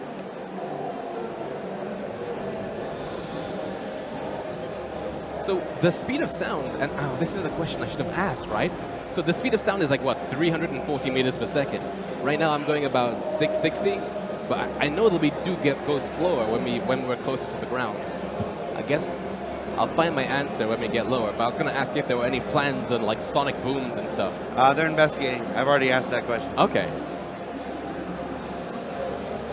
Not for 3.0. Not for 3.0, right on. You have to see how that would affect sending endless sonic booms to everybody's client, overloading the memory, the audio buffer. Right. Sonic boom. Sonic boom. Just have that audio. Oh, give me that shot with the contrails. Oh, yeah. That? Yeah, you had a head-on shot. There. Okay, like that, you right? Sorry. I can zoom out a bit, and then... There you go. Yeah. We're making good TV here, people. Making good television. All right. I'm going to start landing now. So follow him down. Whoever's behind, follow him down. Like, try to land in the same place if you can. Right. We're getting a lot of different stats in the chat of the speed of sound, though, Meyer. Oh, I Googled it before I asked the question. I believe it's 340. Yeah, can you guys see each other? Have you found each other? Oh, my God. I'll see you in hell, DJ. Sounds good. Sounds good. All right. Oh, man. So that is the disadvantage of going into orbit. in order to get to the dark side is you can't quite tell you're landing. Now, Maya, are you going to be able to successfully land? Yeah, I'm using this as a rangefinder so I can see exactly where. Oh no! Yes, I'm alive. I'm alive. She's just a scratch. All right. She's just a scratch. It's only a flesh. Go ahead and land and dismount. Okay. Landing. And dismount. I'll leave the engines on so we can have some light too. Sure, like the way the lighting is actually reflecting on the textures of the planet. It's looks beautiful. Yeah, like everything. does. Yeah, it just every single thing you do in this game is a screenshot. You see, I'm not even damaged. You know, not even a scratch. Talking all that smack. Turn your flashlight on. My flashlight. Inspect your ship. Inspect my ship. Okay. Inspect your ship. Landing gear on the ground. Awesome. Seamless. Unscratched. Hey, so seeing as you're still in the Gladius, how about a game of cat and mouse? So I'm going to come back to go back to Daymar. No. Let Like DJ you're come already to on you. Daymar. Sorry? Let DJ come to you. Okay. Let's go. Let's go Blair Witching. Go Blair Witching. Okay. I like the plumes of dust and stuff you can see as well in the atmosphere, just like going to doing their own thing. I think it might not be complete darkness either because we can see just a bit of the sun there too. All right. Let's go with this. What is that? What is Check what? it out. Right in front of you. In front of me. I think that's the sunset.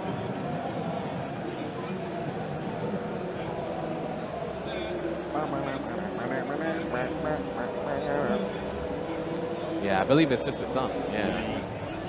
So there's not going to be a reset on this server because they're in a separate server that the crowd is in right now. All right. So All right, let's go back to your ship. Stay close to your ship. DJ should be able to lock onto your ship. Yeah, all the systems are in. So he should be able to see it even if I'm not inside it. The same way he could see the we could see the Noxes when we were taking off before.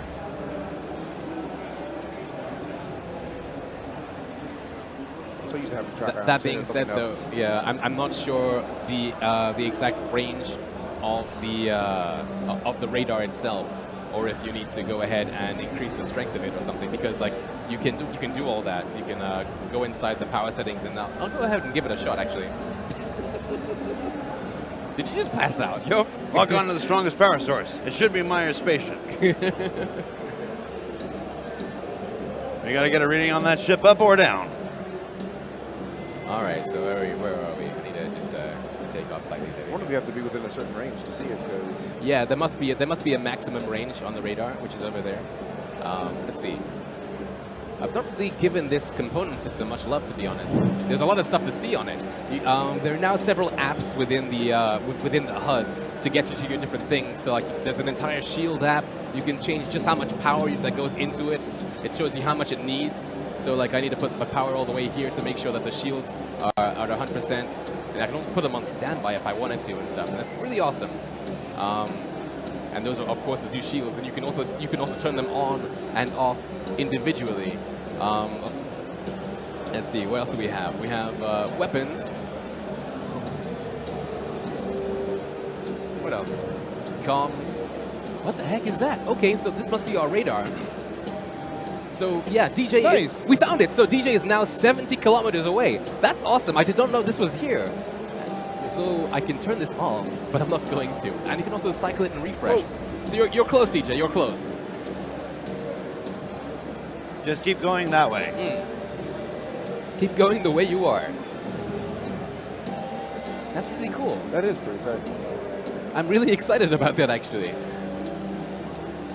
Because we're out of, like, there must be a way in that case to zoom out on that thing. Because, you know, we're able to see you on this thing, too. Here, that's really cool. I like it. I don't think you're going straight at him because you're approaching pretty close, pretty slowly here. Yeah. Change your vector a little bit. There you are.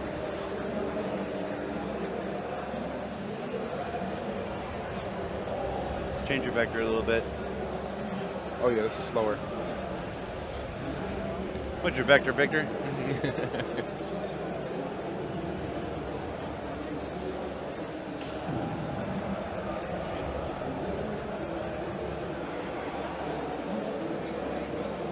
Yeah, you got to change sharper than that. It shouldn't be taking nearly this long to go 57 miles.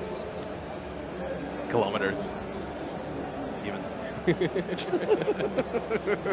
I'm American.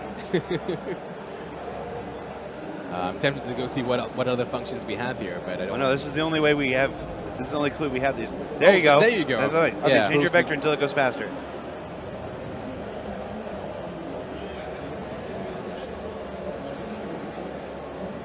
So seems to be like more in this direction. Yeah, it's speeding up.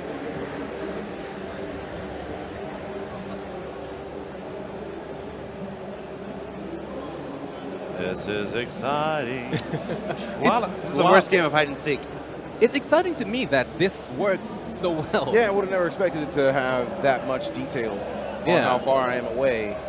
Are you able this to click the eject button in the interface? In the interface. Remember, there's no parachutes. Straight down. Yeah, You have to look it'll straight be down. straight up and Like then looking straight into your back lap, down. it should be in there. It was. That's where it was yesterday. Okay. Was that a question from chat? Yes. Oh yeah, you can. Okay, so if I That's get- actually how the first drop and release started. Right Because there, I looked yeah. up and I was like, yeah, let me eject. That All was right, not a good DJ, look. you're coming up. You see him yet? You have him on your target? You should not, be able to target him by now. not yet. I think it might be a max range of either 10 or 15 kilometers. All right, you stop moving closer now. There you go.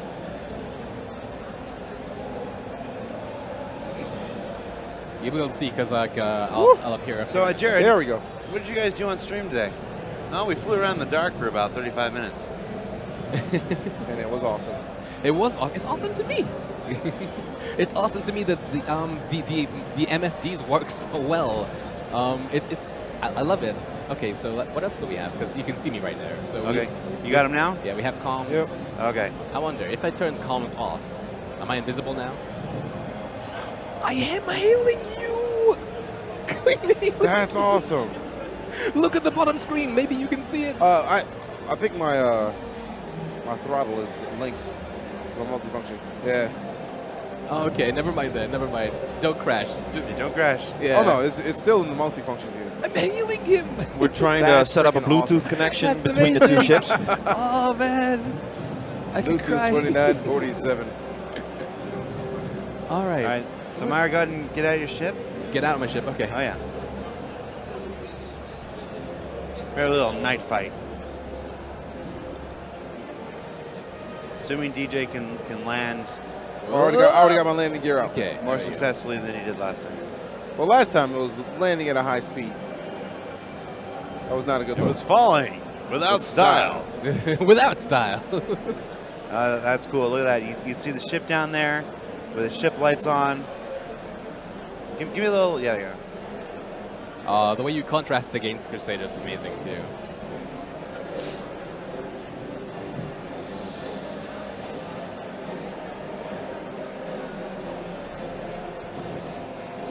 Power off. Okay. Get out. All right, we're gonna do an old-fashioned Nightmare duel here. So you guys come together. Use your lights to find each other and come together. Turn your light on. There we go. Yeah. All right. So come together. All right. Now go back to back.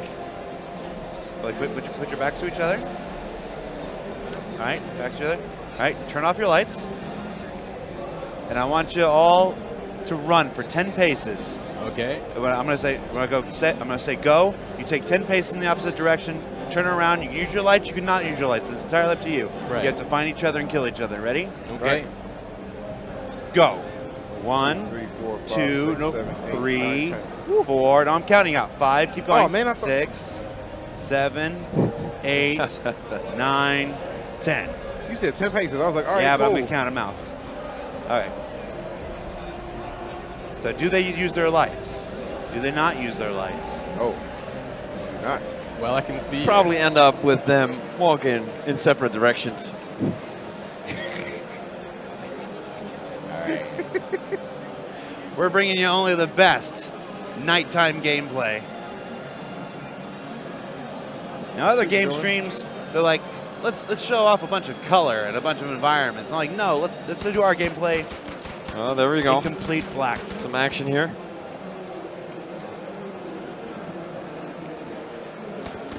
No, we know. You. I'm gonna get you.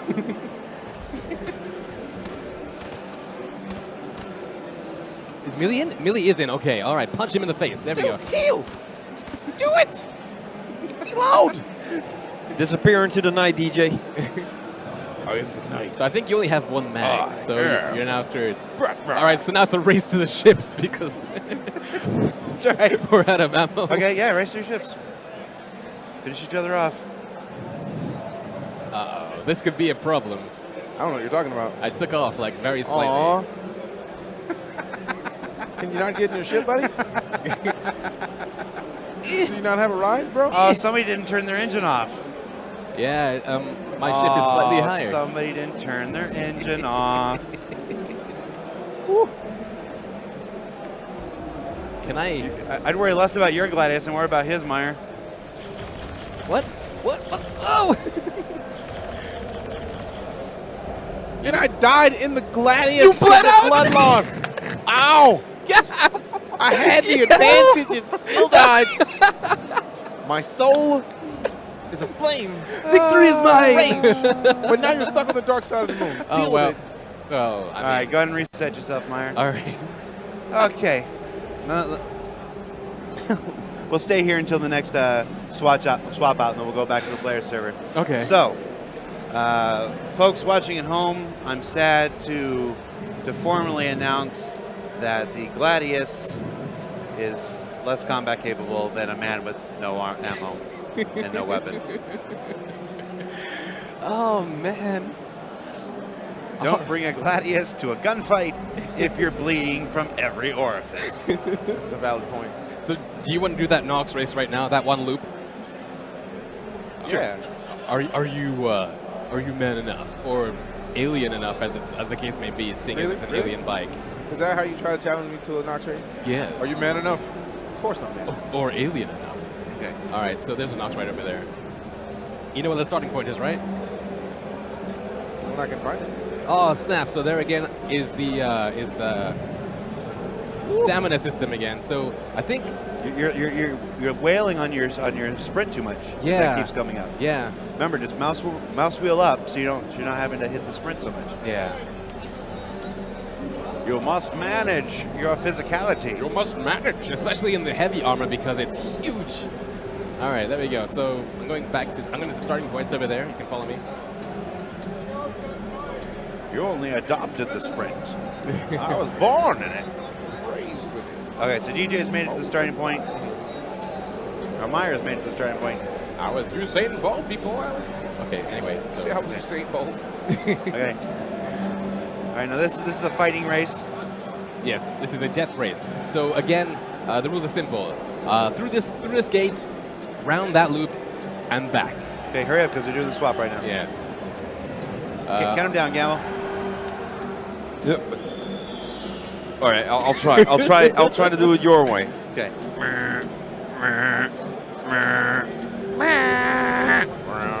Okay, I'm going. You can try shooting me. I don't think you're gonna hit me though. I'm giving you this advantage DJ, right look here. out for the rock. Watch out for that rock.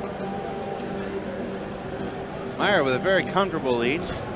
DJ choosing to stay behind and try to use his weapons as the great equalizer.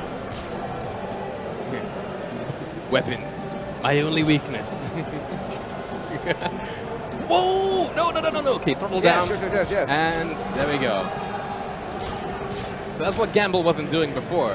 Whenever It he was exactly the same experience that I had. no, but you throttled down to recover, but you didn't. All right, where is that finish line? Oh, there it is. Do a bit of a serpentine swerve right here to avoid those last few shots. Get him, DJ. Oh, it's so close. Oh, come on. Throttle down. Serpentine. No! Oh, right at the finish line. Ah, dude. And That's the way to save the day. through the goalpost. Damn it. All right, congratulations. Congratulations, DJ. All right. Are you Epic alien? victory. So Nox Death Race rankings over the course of the last 3 days. Meyer, DJ Knight, a speak and spell that's missing its batteries, and Sergeant Gamble. Oh, man. Okay. All right, so we're doing everybody else? Mm-hmm. So exit to mid. Kick the camera then. Yeah. Yeah, so go ahead and jump into the other server, guys. I am. Go, go. All right. Oh, look, the camera's falling down. We're going to fix the camera. While I fix the camera, I'm going to show you another video. Let's watch a video about the Cutlass.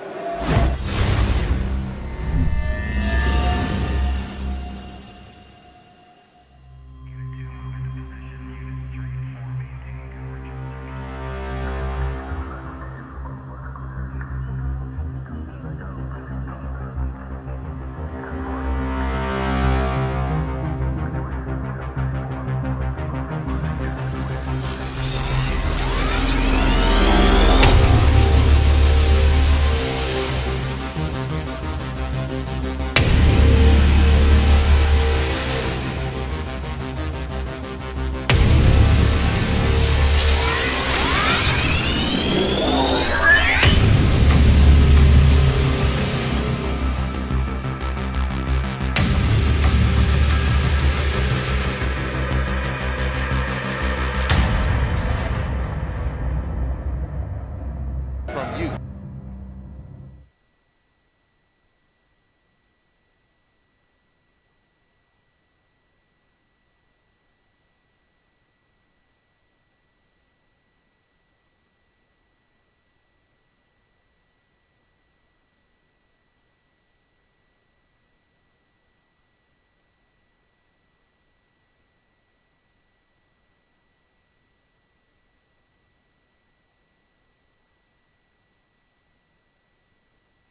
Oh, forgot I'm muted. Well, sorry about that. It's all right, you didn't miss anything. I said some swear words.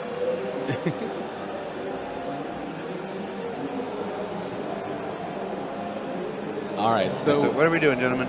all right. Well, you want us Trying to to find get some to a gladius. gladiuses, right? But the issue is Gladii. everybody has the gladiuses. Word, do they?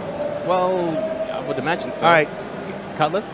I think it's Cutlass, release and catch time then. All right. Well, somebody's in here. And somebody's in there. But there's one gladius over there, but I think DJ just got it, right? Maybe. Maybe. Yeah. Yep, that's me. That is you. So I can go over Okay, to the DJ, Cutlass. you take us on a tour of the moon. Woo.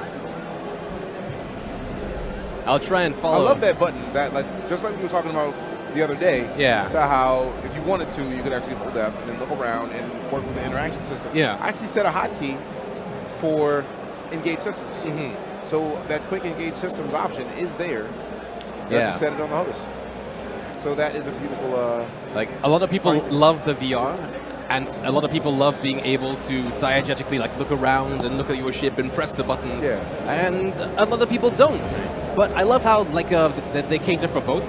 And even with the Gladius, you can turn on that ship at the same speed, if not faster, than in the previous build at the touch of a button. All right, DJ's going to take us on a tour of some of the canyons here at Damar. Let's do it. Like that. Meyer, meanwhile, is loading up into the ever-popular Aurora. Aurora. Aurora. The Aurora. Hey, Ursinox. Ursina. With I'm coming with the brand new Aurora. I'm Aurora. not doing so good with the words at the moment. All right, now the Aurora doesn't have the comm system, so I can't like pinpoint DJ. But I'll go towards him. I think he's the only one going towards the sun over there. Probably player 12. Yeah, no, but that only shows up in the Gladius's. Gotcha. It would help if I put my landing gear down. This just feels awesome. Just to It looks flying awesome. through a canyon. That's somebody's Aurora. Just getting low. Just getting low. Bounce with it, bounce with it. To the canyon. You going towards the sun? If you go towards the sun, you should be going towards DJ. Yeah, I see him. There he is, ahead of you. Yeah, I'm not going to catch up, but I want to follow his route. Because I've seen some really awesome canyons, and because, well, there is a lot of randomness to the planet. It is procedurally assisted in design. So like a lot of this is made by code, and then the designers come in and then flesh it out and go, this would be a nice spot for a canyon, you know, that kind of thing. I know. Actually, the canyons are generally created on their own. Right. It's as we've discussed several times in ATV. Yeah. The planet is procedurally generated. Right. Then we go in and we explore the planet ourselves as explorers, just as our fictional NPCs would, and we put outposts and everything in the places that we feel these characters would. And so it's very much we are exploring these planets just as the players would, and putting outposts there. But no, we don't go through. We don't generally go through and create a canyon. Right. I'm sure we've done it at some point, you know, experimentally and stuff like that, and we'll do it at some point in the future with the specific stuff. But for these 3 moons, as far as the terrain goes, I really enjoyed seeing the ATV where they kind of covered the specific canyon. Woo! Of course, you had to change the camera just as I blew up. Yes. That's the perfect time to change the cameras, though. I may not be able to know words, but I know exactly when Meyer's going to screw up. But Even no, before he does. It was a beautiful thing watching the ATV where they were just showing where the pad would go and seeing how the ground would kind of work and where they would place a landing pad, and then showing how a settlement would grow around a specific spot on the planet. So that was a great look at how they're making decisions on where outposts go and why. All right, I'll find you yet. Like, this would be a horrible place for an outpost. Look at all these rocks. Yeah. Unless these rocks are mineable on this planet. Unless they're they're like, all right, mineable, cool. yeah. Then we can. Like, this would be a decent place for a small landing pad for something like an Aurora or a Prospector. Give us some first person again.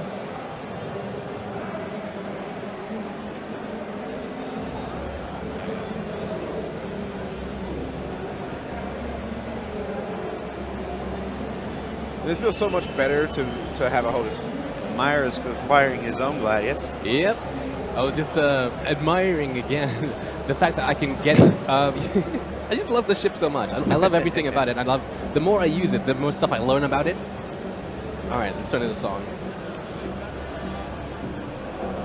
And if I'm ever quiet, it's because I'm just like speechless sometimes, man. Like literally, quiet, literally. Like previously, when you were approaching ships, you could only do one thing. You could get inside the ship. Now you can choose to open the canopy. Let's say, you know, like you want to role play, like, okay, your commander's coming. Open the canopy for them. You can pull the ladder down separately. You can then go in. You can then, or you can choose to make all those things happen at once. It's all just it all comes together to make a really, really compelling game. That's one of the things I really dig about seeing the inner thought system so far. Yeah. Is that there's so much RP capability.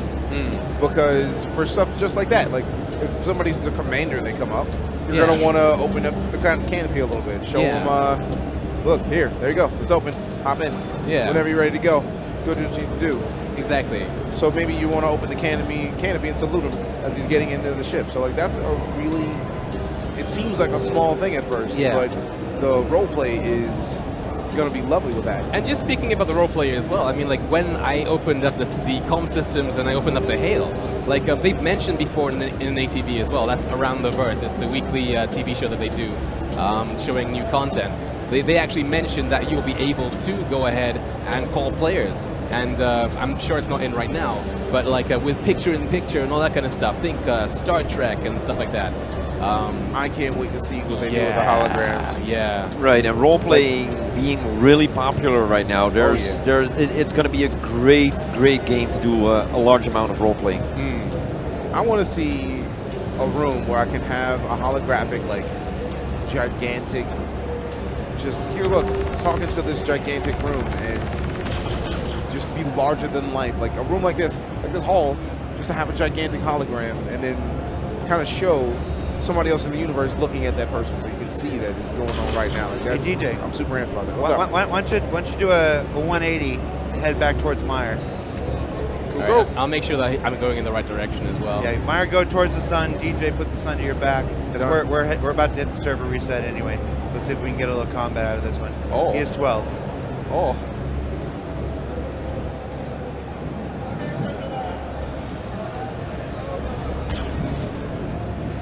That's a pretty large selfie stick right there. That is a massive selfie stick. That is a tripod. Yeah, because I was about to say that's a photography stand. This person just carrying tripod. Yep. Goodness. And there's the reset. It's a selfie tripod. There's the reset. A selfie pod. So, all right, so we're swapping out players. Another 10 out, another 10 in. All right, we only have 1 hour left in the broadcast. This broadcast ends at 1 p.m. today. Right. What are we going to do to fill up that last hour? What do you got on the docket? You want to retry the catch and release? We could try the catch and release. The release and catch. The release and catch, yes, indeed. Oh, we need to go into the other one then. Yeah, you can go ahead and go to the other server. Yeah. Too late. Gotta give me a second. Cancel. Already Try opened the the release other and catch. All right, with that, let's go ahead and rewatch the Aurora video while we wait.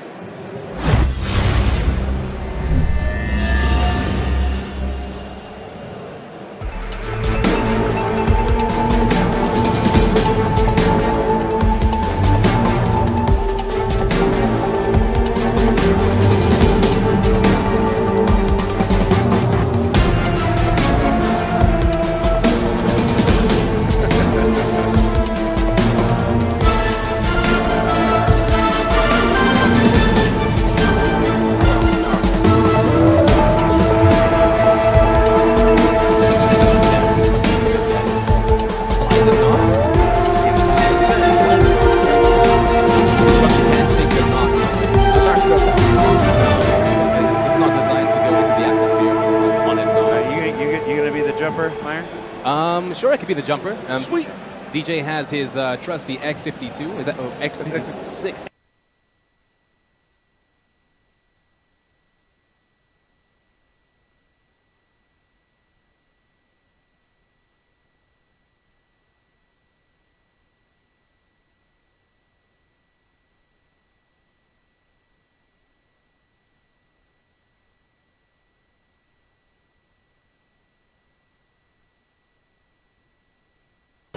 I pushed the button. Why doesn't the audio work? All right. So, what we're about to do now is a little suborbital release and catch. DJ and Meyer are boarding their Drake Cutlass. They're going to fly up out of Atmo into orbit, where Meyer is going to, he's going to remove himself from the Cutlass, and DJ is going to attempt to recover him before he splats on the ground and dies. All right, so it's still on, so it should hover. So I can come back and open the door without opening all the doors. Right. Because last time you fell out of the side door. I did. Good shout, yeah. We had three attempts yesterday. On the third attempt, Gamble here successfully caught Meyer mid-free fall, but the side door of the Cutlass was open, and Meyer went through the rear door and right out the side door. So we're gonna see if we can avoid that this time. So we are flying with only the rear door open. Gamble is taking the Cutlass into orbit. Gamble is? Are you really, Gamble? DJ, hey, DJ, give us Hey, some barrel DJ rolls. Gams. Give us some barrel rolls so we can see at Meyer. Meyer, look out the window. There you go. That is sickening. It's a good thing we don't have a pre-show where I'm required to talk, because I'm doing a really good job with the talking right now. I've got talking down pat. Do a barrel roll, DJ. Just yes. That is crazy. Just do a slower barrel roll. It's that gentle. So for those who haven't seen this before, this is the new Drake Cutlass. The newly refactored there it is. Yeah. Oh. There it is. Let's see what it looks like from Meyer's perspective. Oh, you can see the. Yeah, don't go all the way through because you might get. No, let's try it. Okay. That's a devious look lag. out the Let's window. try it. Let's see what happens. Look out the window. All right, so there we go. So go ahead, a little higher. So we and stop it. Come to a complete stop. All right. Come to a complete stop. Meyer. Are we powering down? I'm ready. 3, 2, 1. Oh. Did I die? Did I die? Yes. How did I die? All I was.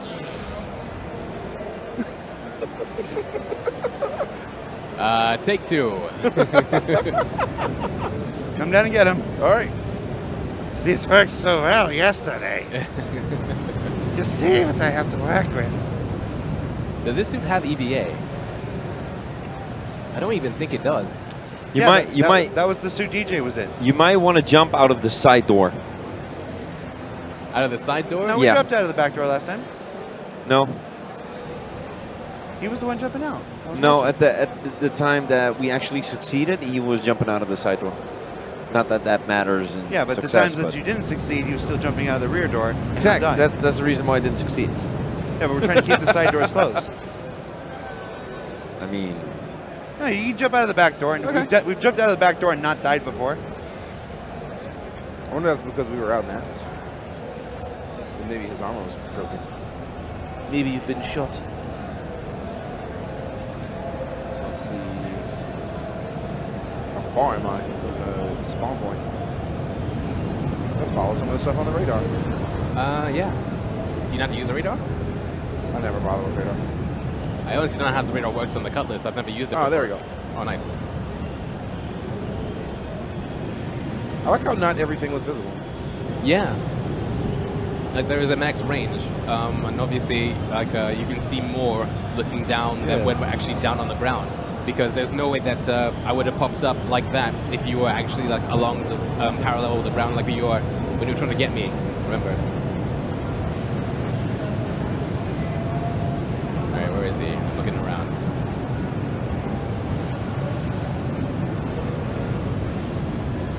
Move around. I'm That's looking. true. I'm looking. Although, yes, it was Meyer that had such tremendous trouble with the ramp of the Cutlass yesterday, wasn't Yeah, the ramp of death. it? True. Bopping coming people the in the way. air, asterisk style. For some people, Oh, I see him. the Cutlass ramp might be your old Wapo.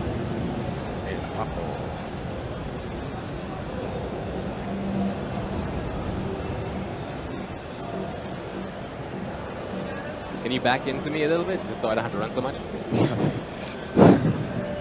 There you go. Thank you. You're welcome. Yeah. Wait for it. Wait for it. I'm waiting. All right, let me like get down. Engine off. Yeah. There you go. There you go. All right, Meyer. Engine You can do this. You haven't had the best luck with ramps. Ramps. Back up it. Why did it have to be ramps? Let me go. I'm in. There you go. All right. Whoa. Once more into the breach. Oh goodness.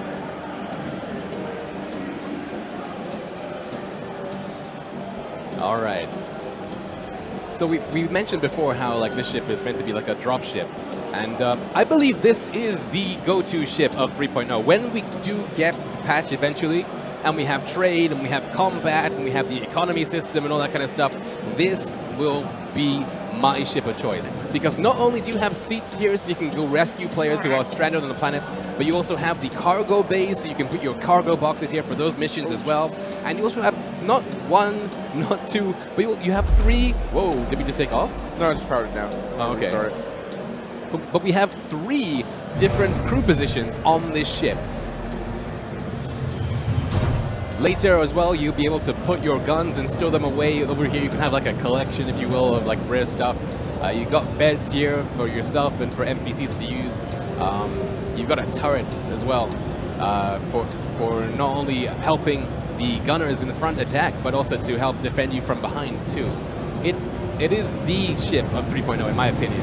Like for everything for everything that build's going to give us, I think that this will be the best serving ship and the ship of choice for many, in fact. Which is why I now have one. That's why I'm sure many people now have. Oh one. yeah. Hey, give us the cockpit view, the pilot view rather. View of the pilot. 7. There you go. So the throttle is affecting the cameras. Right. Whoa. So as you were pitching like that, I'm running out. I passed out. I passed out. I'm unconscious on the floor. Meyer, get up. Oh, okay. All right. Love it.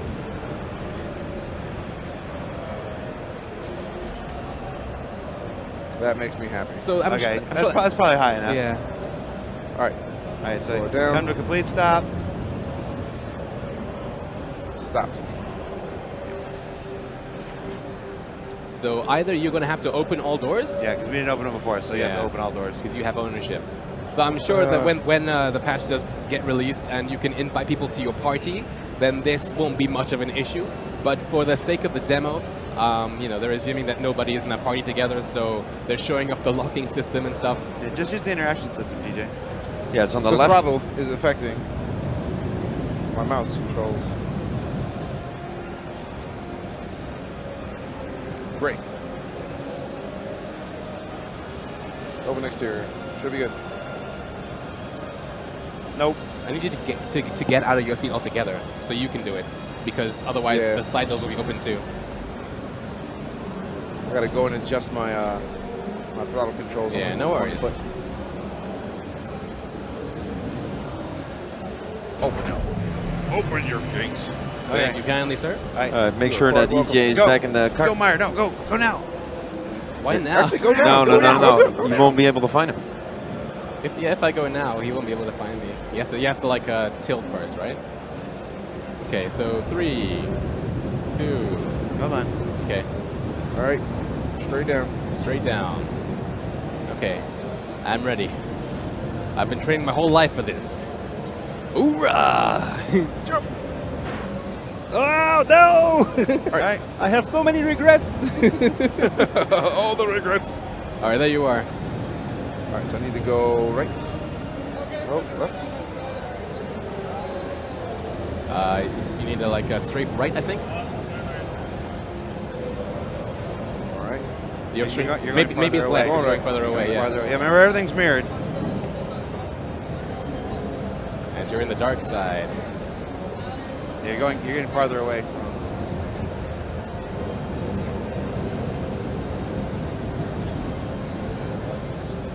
It's weird. You can see the trails. Yeah.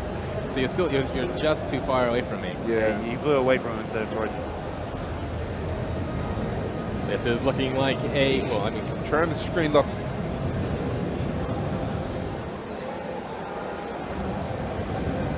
I believe it's that way.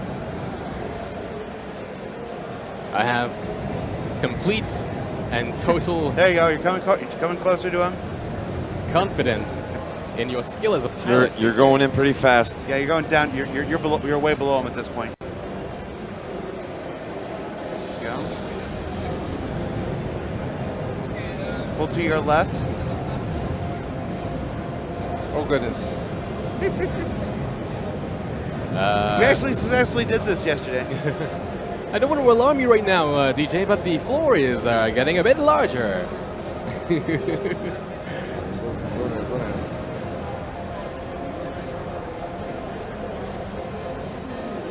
Should be getting closer.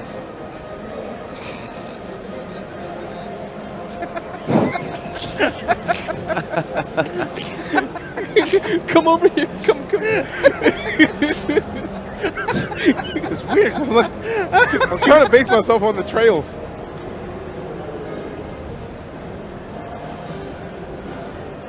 Nope. Look around. Yeah. Look around. Reduce your speed and. I am already at the lowest speed. All right, you seem to have disappeared now entirely. I don't see Yep. your contrails or anything. Look down. So you got the. Okay. Don't point at the ground. Point up. You're below him at this point. I think. Look up. I was trying to look at it, have him look at the ground so No, I could see he's, my landmark. I think Meyer's further down than him. Yep. The ground confirms Meyer's it. falling Alright, so with like between see. 20 to 23 meters a second right now. All right. You're still. Meyer, can you take a look at Crusader, see where you are? All right, DJ, Down. can you like...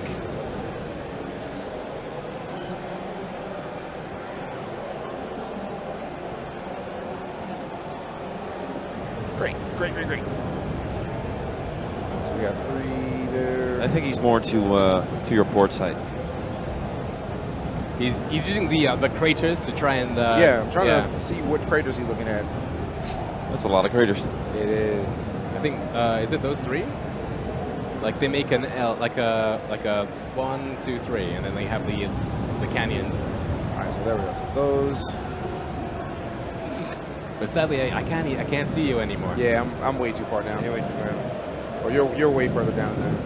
Yeah, this is where a distress beacon would work quite nicely. Actually. So should we try again then instead of?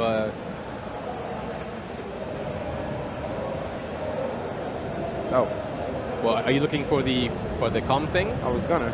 I think that only works for ships. I'm in a ship.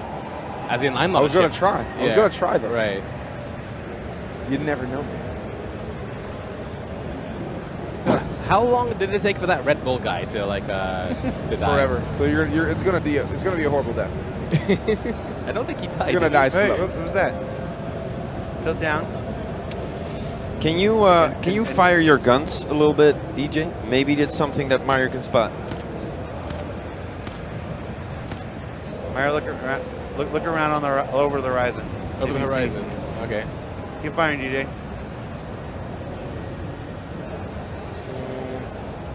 This is a great view, though, I have to say. No? It's the best view of death You gotta die. ever. Oh well. If you're gonna die, it better include All right. cardio. All right, I think that's probably it for this experiment. All Yep. right. All right. So let's go ahead. Let's go ahead and reset ourselves. Okay.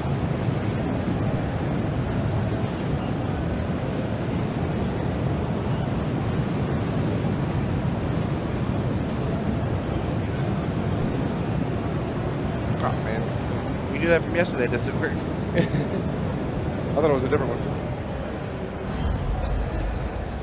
All right. So how about like a duel, like with the gladiators? Like we saw those canyons, but like how about like a bit of cat and mouse? So you have 5 minutes to catch me, or in fact, we could do it. So how about this? We have 1 minute each. So like for 1 minute, you're chasing me with the gladiators. You're trying to take me out. After that minute, then then you turn around and I start chasing you with the gladiators instead. All right, cool. Yeah. So you're going to that one, so I'll look for the other one. Which spawns somewhere. Let's see. Let's see. I think it's somewhere over here. Yeah, it's right there, behind the caterpillar.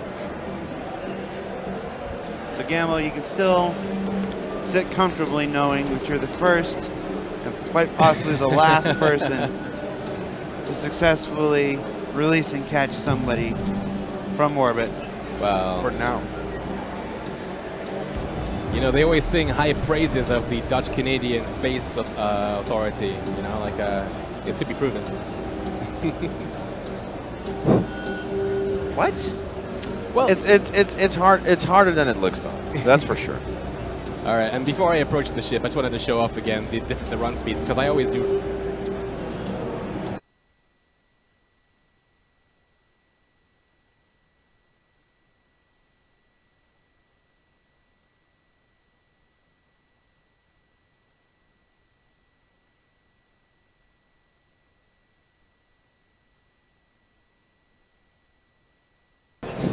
No, somebody pulled the wire. That's why we lost the sound. We're back. Right.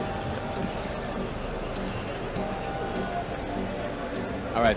So, do you want to be mouse or should I be mouse first? Oh man, I didn't think that was you. Yeah, it's me. There's I was only about two. to wreck that thing. There are only 2 gladiators. All right, you need the mouse. Go. 1 1,000. 2 1,000. 3 1,000. Oh no, I'll just fly past you, right? And then when I fly past you, you turn around. So, Go.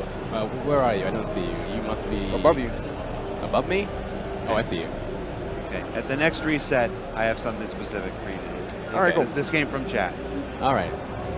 So you have until the next reset here. Okay. So I'm gonna fly past like this. I'm gonna then turn around. Like so. I'm gonna go back towards you. And once you pass me. And once I it's pass on. you, now you chase me. All right. Come at me.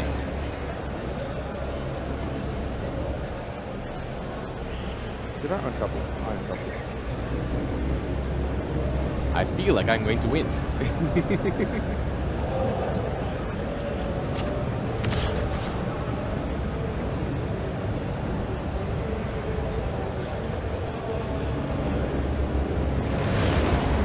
Oh man, that flight path sound though. Right.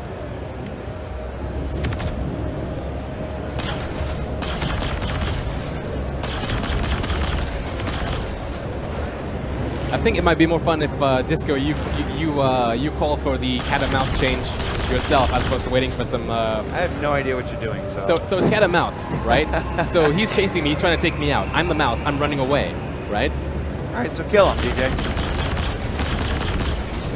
But like, you can call it so I can then be Myers cat. trying to overconvolute this with a lot of rules again. I'm not. Whoa! I play this all the time with my friends. There's actually some people asking in chat how the Gladius is behaving in atmosphere compared to in space. All right, well, I can answer that actually. Really well. It's similar to the way it flies in space, but also very different as well because it is using its atmospheric engines for this. There's a lot of turbulence. As I'm flying over the surface of the planet, I'm having to use strafe up in order to keep me up a bit, just so I don't smash right into the canyon. I mean, it is 2947, so it's very stable. However, the moment the ship gets damaged, and I'm not damaged just yet, just saying, DJ. Man, I will ram you.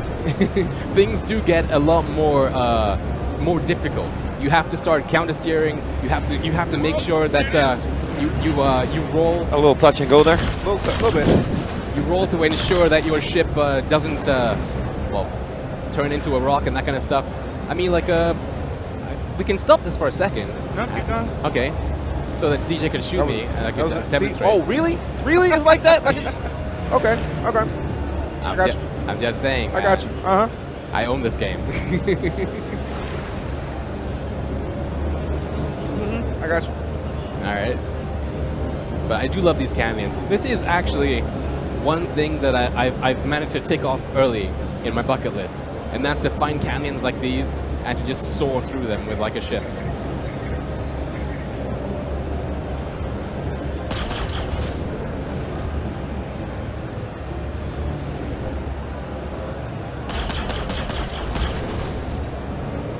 Okay, I have countermeasures, so you can use missiles if you want, DJ. You are missiles free. Myers is throwing the charity at DJ right now.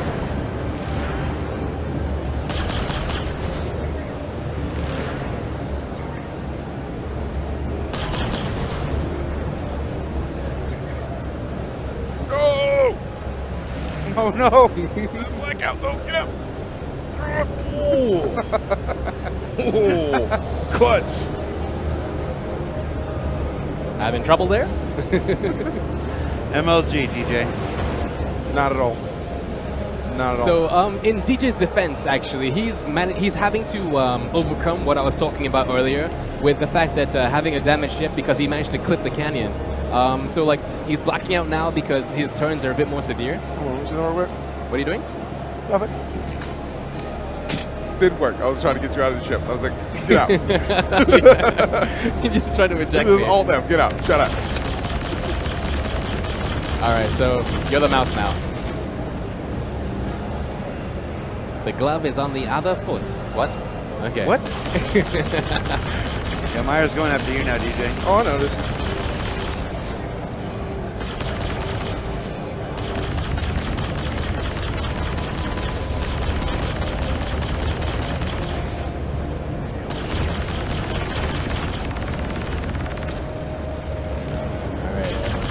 I like to use lag tips for this, even though some people in chat might be saying, "Meyer, change the leading tips." I've always flown and full like this, so even though I'm not terribly great, it's my preferred way of firing. I do have to say that I do think that it's improved considerably. Okay. Switch. Okay, missiles. All right, guys. All right, missiles. Go ahead and drop out of here. Get into that. Get into that server. Okay. Okay. The request we have from chat. Both of you jump into an Ursa. Oh, when I'm not home. Really? When I let go of controls and then you want to... So the request from chat was both of you jump into an Ursa. One of you drives, one of you uses the turret, because I haven't seen the turret in action. Okay. Go to the just outside the armistice zone. And fire in and make all these people's lives a little tougher. All right. I like that. So, okay. Okay. Can I? Okay, so yes, they are. Yeah, I on. just got done powering all that on. Yeah, they are on. I'll turn on the heat sinks as well as the shield. So, when did you pass your driving lesson again? Do you drive with? I don't think you can load that. Oh, I know we can. That doesn't mean I'm not going to try that.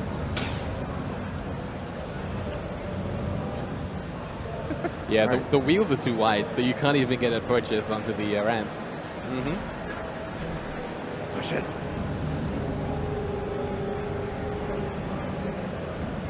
I'm into fitness, so I'm going to try fitness Ursa. Yeah, just hang here until he takes off. Okay.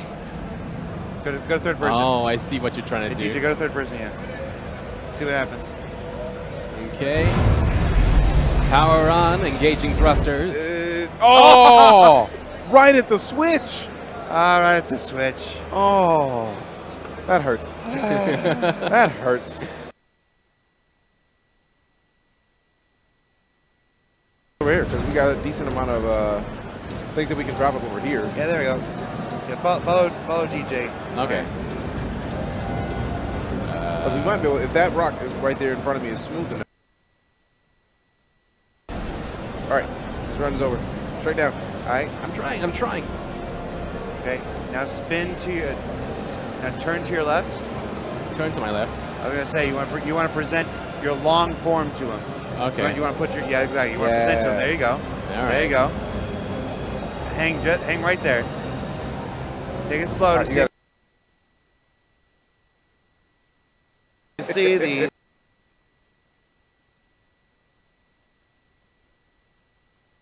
It seems like it might work nicely. Where? If you come back down here, turn your landing gear on and tilt slowly, pitch up slowly, and you back up to where I am right now. Okay. Left. We're trying to creep up the crevasse. You're almost there. Like right now, you're backing up over me. Almost. So now back up.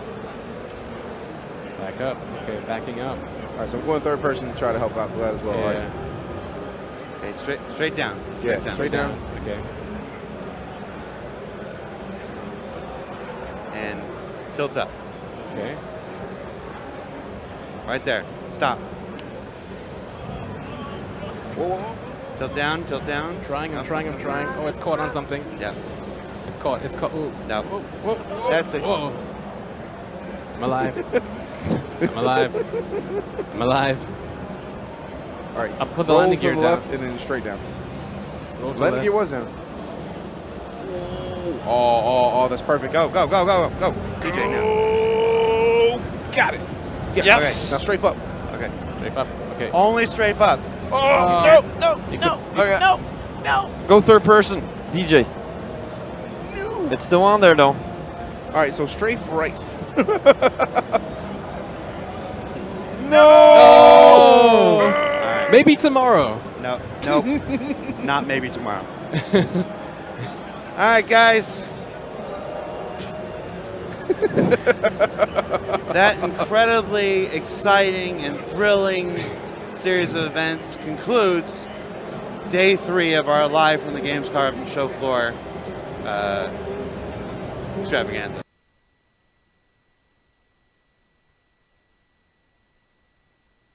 A symphony in motion.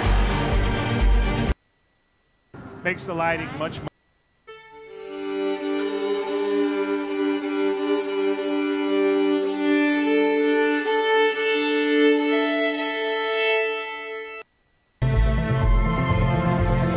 Melodies.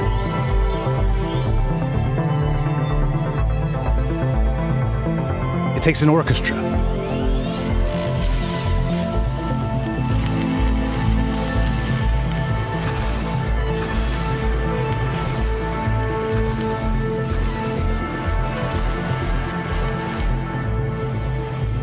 Master technicians of their craft. working in perfect unity to transform notes into sound and those sounds into an experience.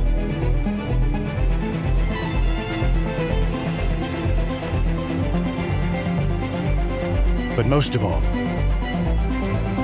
it takes emotion. A feeling so powerful that it transcends words and must be conveyed in another form.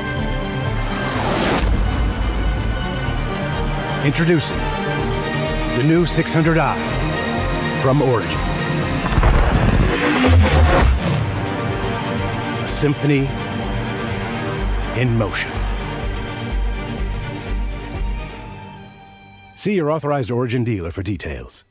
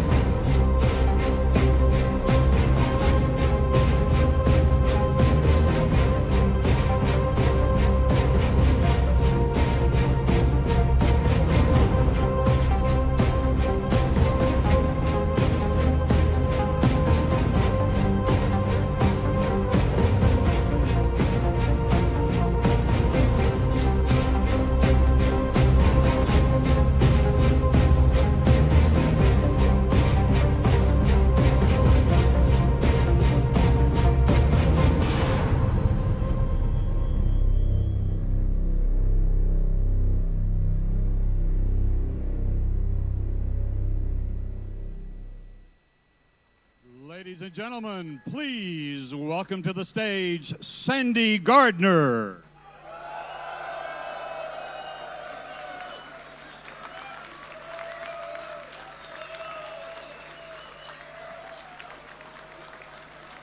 Guten Abend zusammen. Wir freuen uns, dass ihr heute Abend dabei seid. Now I'm going to continue in English because I feel like all you Germans speak English better than I speak German. So, good evening, everybody. Thank you, everybody, for joining us here personally tonight, and also to all of you online, including our CIG staff. I just want to send our quick thoughts across to our Austin, Texas office, and also to the Hall of Texas, as there is supposed to be a Category 3 rolling in there. So our thoughts are with you. Moving on, as you may or may not know, Germany is our second largest audience outside of the US, and it continues to be.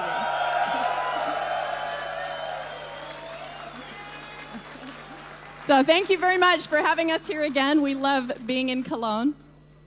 Since last Gamescom, we've had around 240 working days, and we have smashed 11,279 bugs.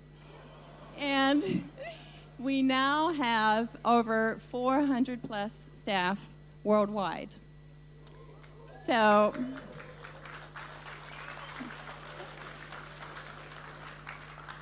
on behalf of all of our staff, I'd like to say how grateful that we are for your continued support, as none of this would be possible without all of you. And you definitely are a great motivator in more ways than one. Sometimes slightly negative, but mostly positive. 스테이지 1 때도 또 mostly positive, yes. And so if you haven't stopped by our show floor, we are in Hall 9, booth A51. And thank you to all the volunteers who are helping us out there, and also to the streamers. If you can't get to the show floor, you can see it on the stream. Thank you very much to Twitch. I'm assuming we're also on the front page tonight of Twitch. So, without further ado, I am going to introduce the man who you've all been waiting for, Chris Roberts.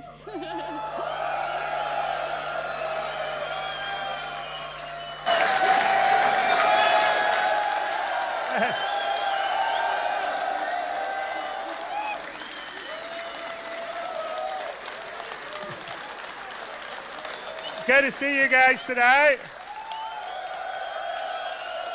Are we having fun? Yeah.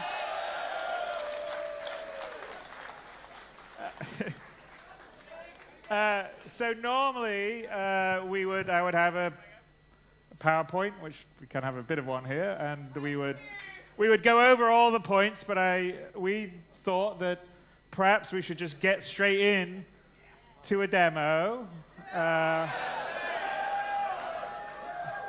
and show you a combination of things. So first off, this is what we're going to show you is our 3.0 build, and we're going to show you some parts of 3.0 now that it's all pulled together as opposed to what we showed a year ago.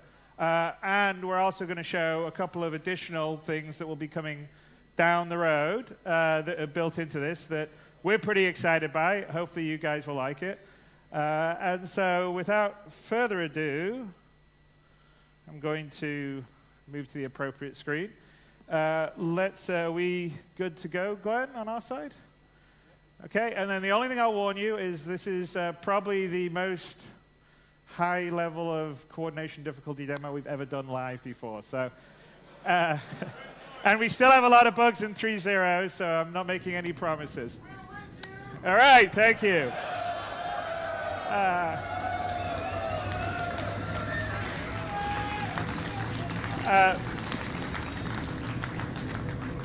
So as I mentioned, we're showing you a snapshot of 3.0 that you guys will be getting your hands on in the very near future as soon as we get rid of the remaining bugs. In 3.0, we now have, can I bring the music down a bit on this at the moment? So in 3.0, we now have 3 different moons. So we've got Delmar, Daymar, Selen, and Yella.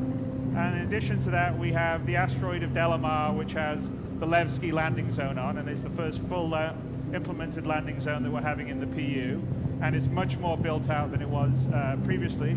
And with 3.0, we have proper persistence, which means that your character state is retained, your ship state is retained, your items state is retained. So if your ship's shot up and you leave the game and come back, it will still be shot up. Also, your location is important, so if you leave a ship on a moon, it will still be there when you come back, or maybe not if someone else has stolen it, but it certainly won't just respawn back in your hangar.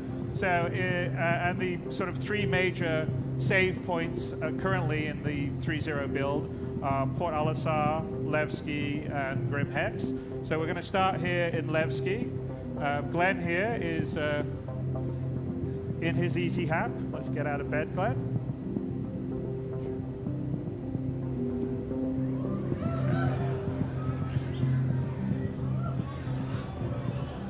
Well, you wouldn't expect Glenn to sleep in his spacesuit, would you?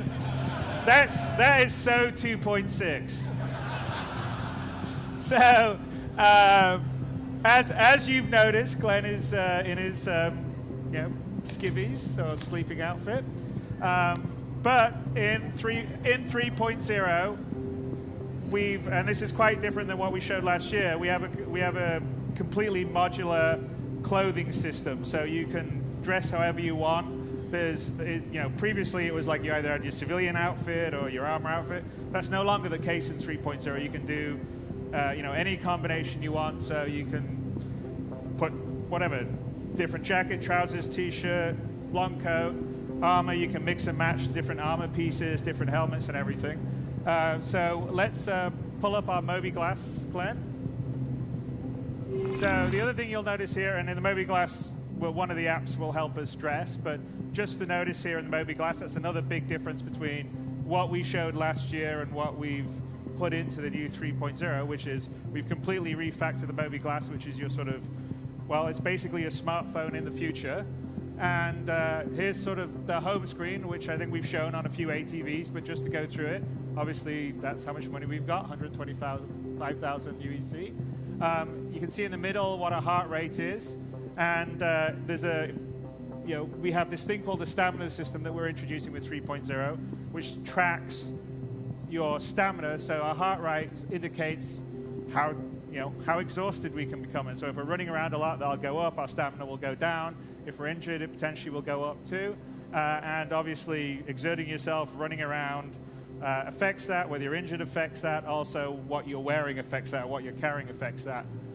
So it's quite important in terms of, I think, immersive gameplay. And then to the right, we can see the external atmosphere reading. At the moment, it's 1 atmosphere, and we have a breathable atmosphere.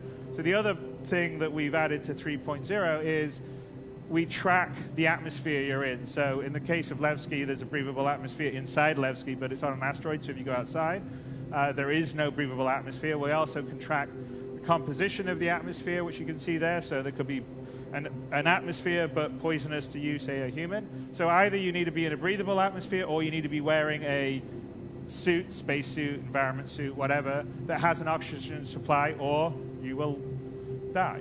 So that's not very good. Then on the rest of the homepage, if you've got your currently selected vehicle, you would have the status of that, your track mission, and then if you had your suit, that would be the status of the suit, how much oxygen you've got, how much, what the suit's got, how much your tank's got. So here on the bottom are where all our apps are. So the first app on the top left is the contract manager. Now the contract manager is where you'll get the various jobs or missions, however you want to think of it, in the game. Big thing for 3.0 is we've completely moved away from the old missions that we've had and moved into Subsumption, which runs both our missions and our AI. So that's AI. So that's a massive undertaking. I think we had about 16 missions in 2.6. In 3.0, we have, I think, about 26 different archetypes of missions. And beyond that, they can be combined in different combinations.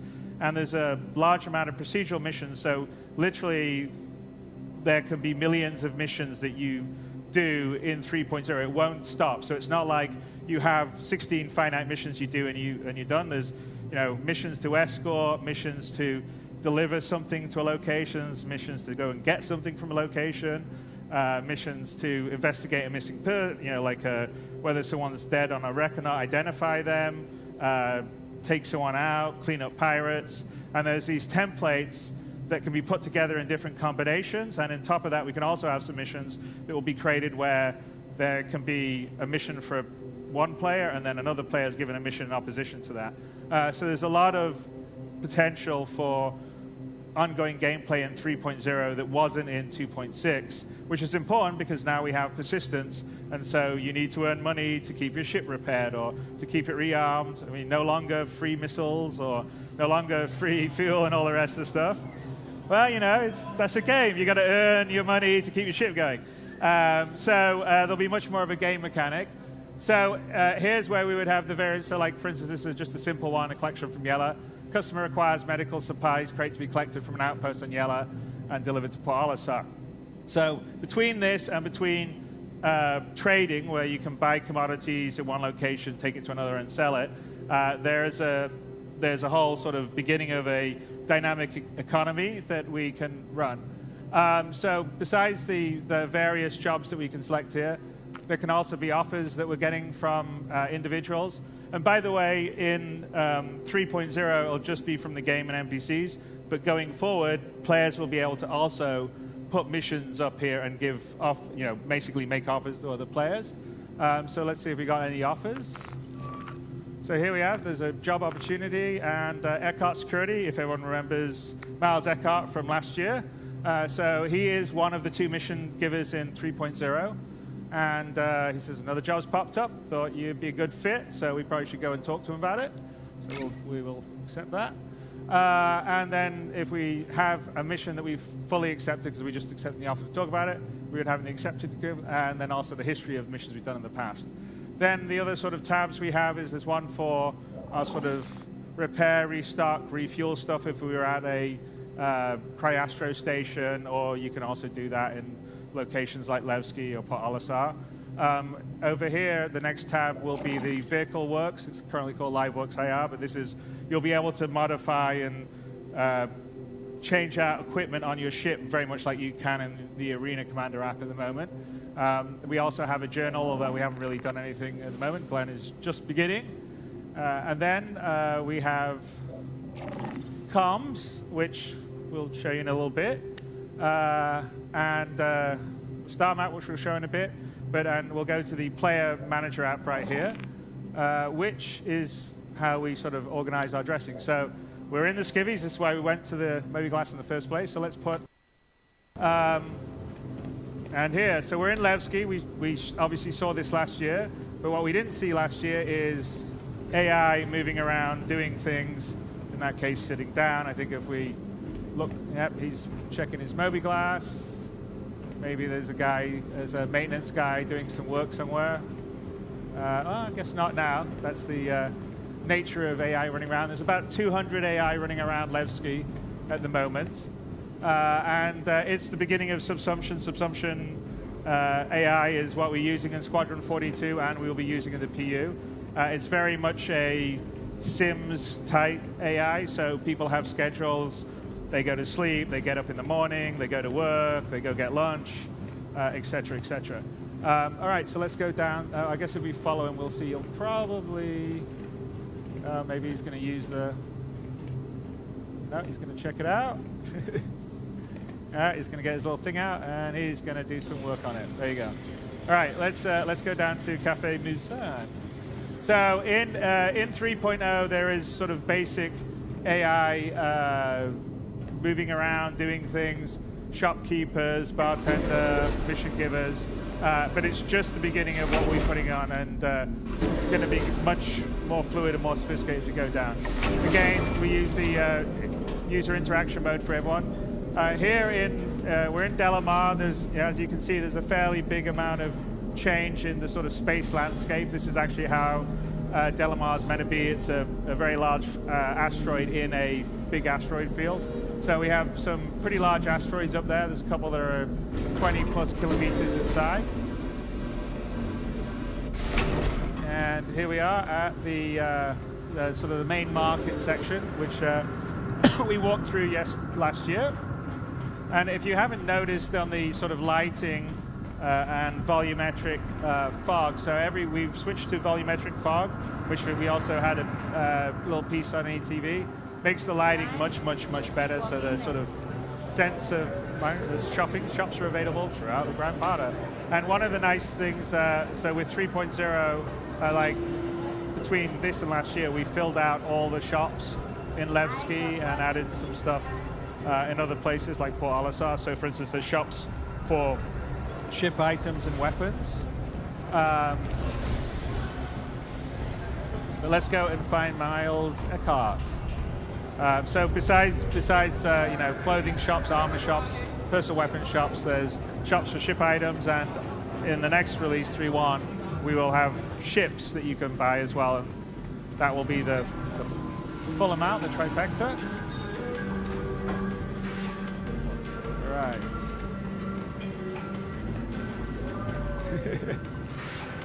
All right. Well, we're gonna switch to Glenn's partner to find Miles, because Miles seems to be missing for us.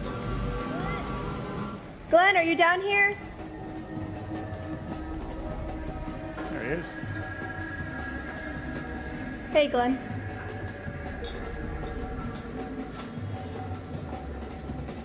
All right, let's talk to Miles. Get our mission. Glad you could make it. Grab a seat.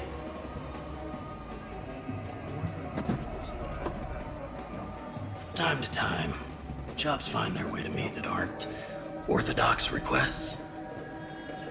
That's a better way to say that, but let's just say they aren't the kind of ops you can give to just anyone.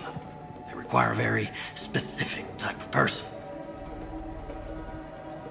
Now, mutual friends have told me that you might be one of those precious few who are capable of completing a contract without question. If I'm wrong, we can leave it at that. Enjoy a drink in my spectacular company for a few minutes, and we'll part ways with the understanding that this meeting never happened. If I'm right, I might just have a gig that I could use you for. So again, user, the player interaction mode's used for this again. So we can either be interested or not, but we're interested, obviously. Otherwise, give you some backstory demo here. One of the many services Eckhart Security provides is as independent investigators. Sometimes that means extracting black box data, pulling data pads from wrecks, or even looking for missing persons. Different day, different job. That's what my dad always said. Sending you the details. All right, so he's going to send us details. Let's check out what the mission is. Retrieve black box. So here's the mission. A government witness has been transported across the system to testify in the trial of a major syndicate boss. When the transport was shot down, the lawyers want to prove that they were targeted by syndicate assassins. So they're paying good money to retrieve the black box, which recorded the crime. Unfortunately, it's highly likely that if the syndicate did organize the hit, they'll be sending some people to retrieve the black box to wipe the data, so you'll have to hurry. All right, it's a pretty hefty contract, so it's probably pretty risky. It's also, this is actually an example of a opposition mission where let me know when it's another done. Group going for it. All right, so let's get out and... Hey, you done? Sorry about that. I had to talk to Eckhart. Okay, so... He just gave us a mission. Wait, you're a guy? Yeah, why not? I wanted to try something different. What do you think of my look? Okay, so hold on, guys. So one thing that we're going to show here, and this is a feature that we've put into the game. It's not going to be in 3.0, but it will be soon afterwards. Two things. One, which is... Don't just stare at me. VoIP. That's a spirit. And the other is what we call... That is a great smile. Face over IP. So hold up, guys. Anyway, so we have this mission we got to do. We have to get a black box. Hey, guys, just pause for a second, please. Are you hearing me or not? All right, so hang on a sec. We'll just... All right. Hang on. Guys, can you pause? Just pause for a second. Hold. Pause for a second. Okay, so... Sorry, we've got to coordinate because we have Melissa who's down in the basement as another player, and we have Glenn here. So, but we have what we call face over IP, which is a combination of diegetic voice over VoIP. So wherever we say, like, Melissa, can you back away talking, please?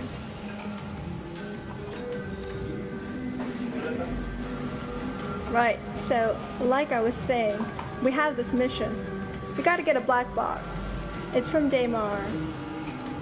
It shouldn't take too long, and I know the perfect pilot for it. Can you still hear me okay? I can't hear you. What was that? I said speak up. I still hear you. Okay. So now, Melissa, can you come forward talking and then go to Glenn's right? So after we do this mission, I need to head to Grimhex, actually Yella.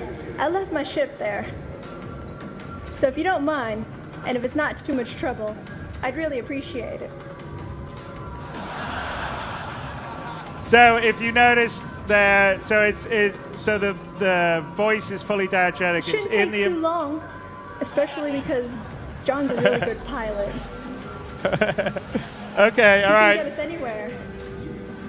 All right, back to in front of Glenn, Melissa, and give me a second before we go to the next stage. So it's fully diegetic. It's in the world. If it's to the left, it's the, you hear the voice to the left. If it's to the right, you hear the voice to the right. Or if you actually had 3D sound, you would hear it behind you. It goes away in the distance. If you have a helmet on, it will become filtered and it will shift the comms. So that's part one.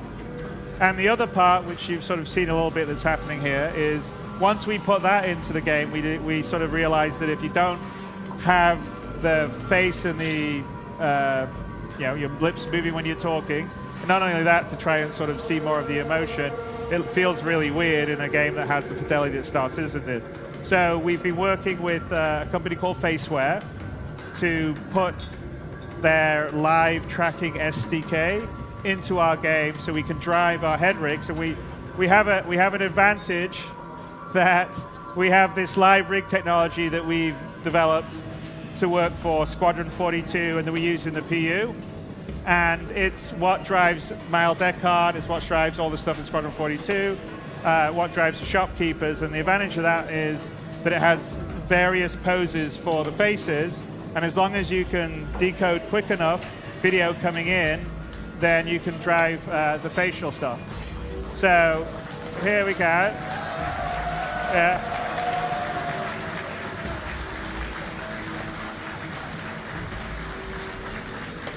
And Melissa, do you want to pull up your debug window so they can just see it tracking on your screen? There we go. So if you can see, there's Melissa down in the basement. And And the nice thing with the tracking here is that it's really, really smart. We don't have to train it. It will recognize your face, and you just have to do one calibration looking in the center. It works with it works with standard webcams, and if you have a better webcam, it will work even better. So these ones are ones we'll tell you about in a little bit. And then we have one more feature because this enables, because we track heads. So Glenn, maybe let's switch to Glenn. So let's switch to Glenn's view and get a camera on Glenn. Okay, and then Glenn's view. There we go. Now Glenn, turn on your head tracking. Okay, so now on top of that,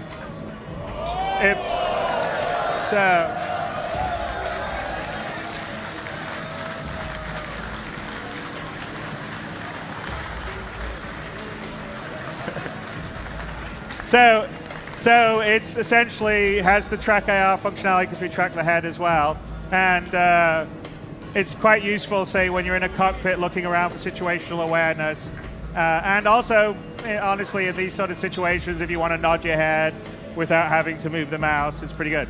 Okay, shall we get back to our mission? Oh yeah, what's that mission about? Were you not listening? We need to get a black box at Daymar. My apologies, it's just a little busy in here is all. So should we get some weapons? You're right. It looks exhilarating in here. Everyone's dancing. So I'm guessing we should get some weapons. Let's go. Yep. You're scary. You finished back there? Yep. Got some other stuff too.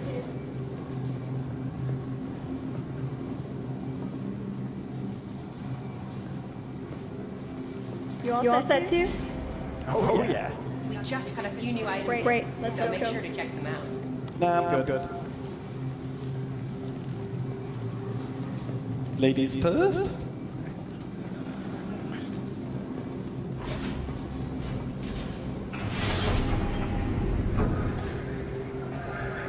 Okay, so if we're going over to Daymar, we're going to need a pilot. Yep. too late, but pull. That's back there admiring his parking job. Probably. It wasn't 100% perfect. Hi.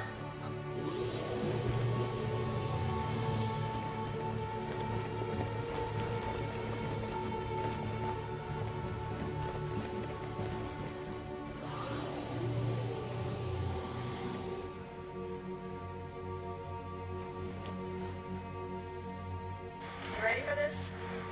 Yeah. Stay right.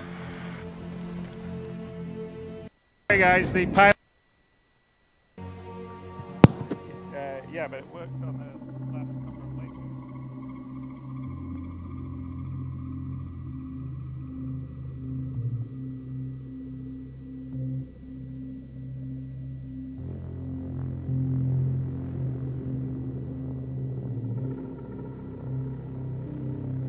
Reconnected.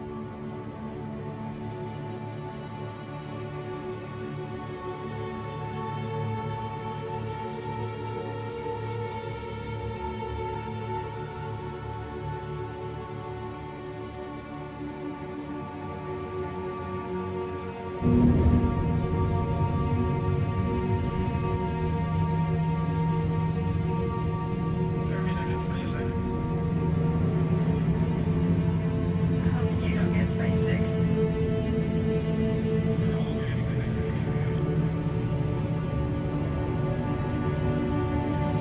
John's confident.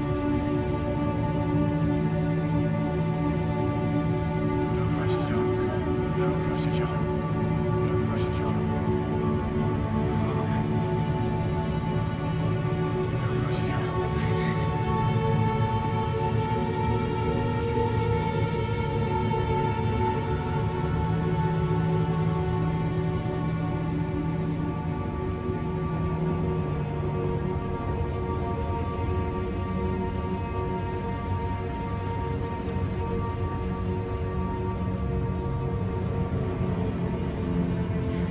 Star map, figure out where we're going.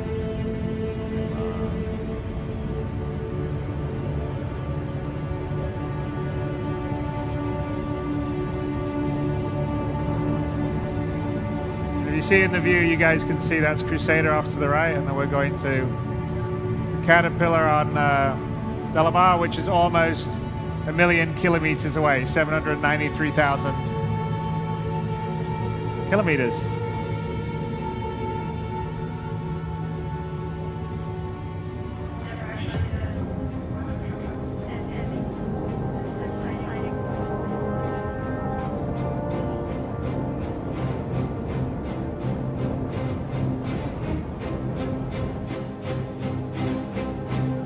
This is gonna be fun.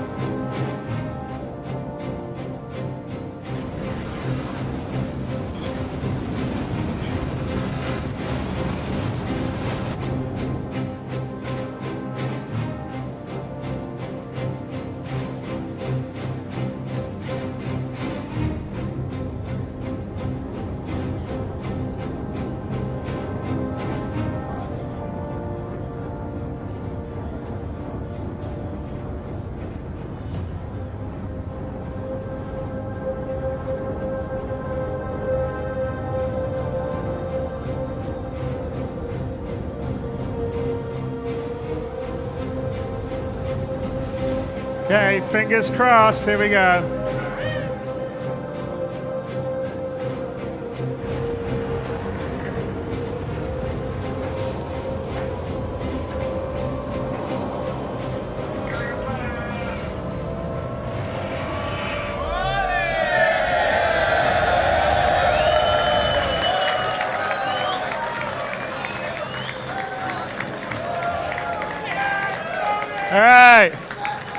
Back in business.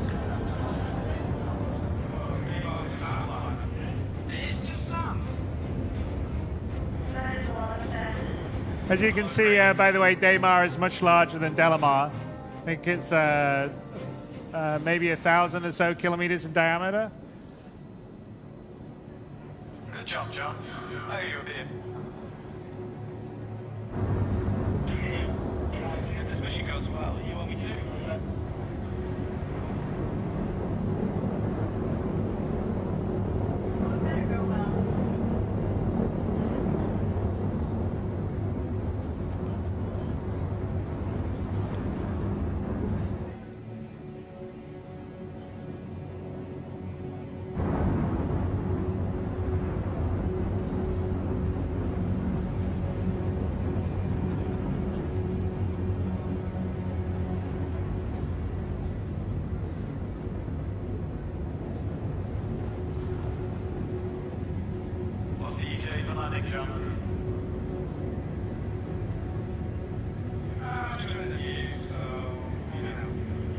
John, what's your speed going down?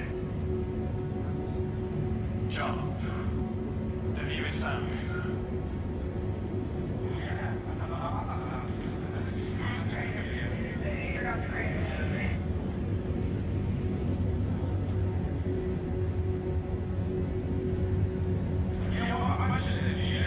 Okay, so what, just don't have the brakes sit down until after they've jumped?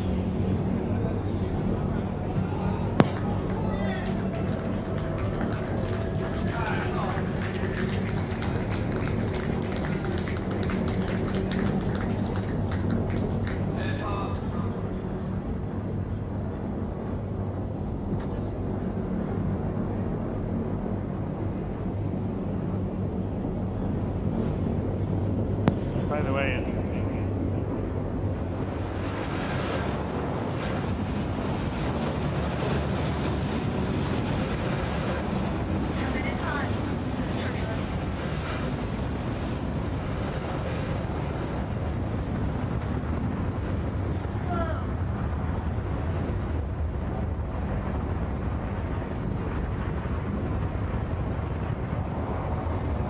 John, this is pretty fast, you know.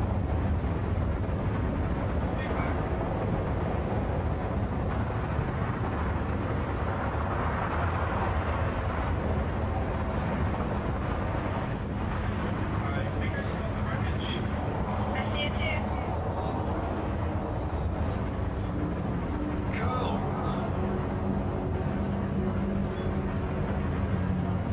There's a few rocks around here. Try and find a flat area.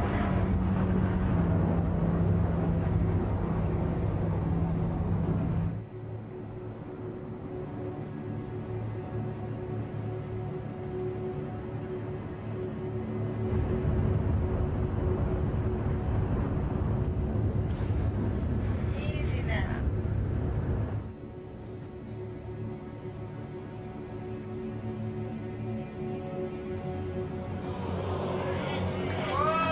Steady on.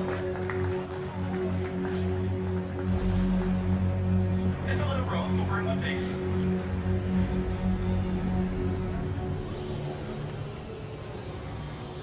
John, you need your license check in, mate. Okay, about you guys before you guys come along. I like it related. Exactly.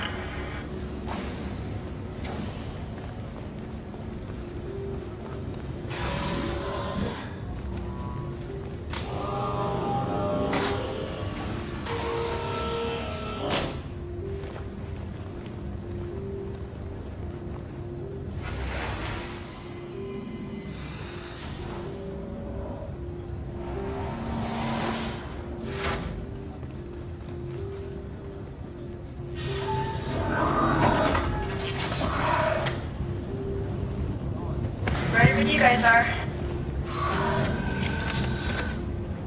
Alright, John. You got it. Cheers, mate.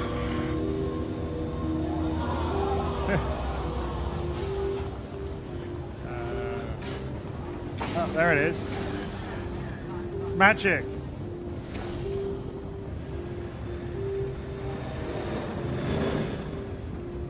Whoa, watch out. Well, it's just a sync. It's a sync issue. It takes a second to sync it up.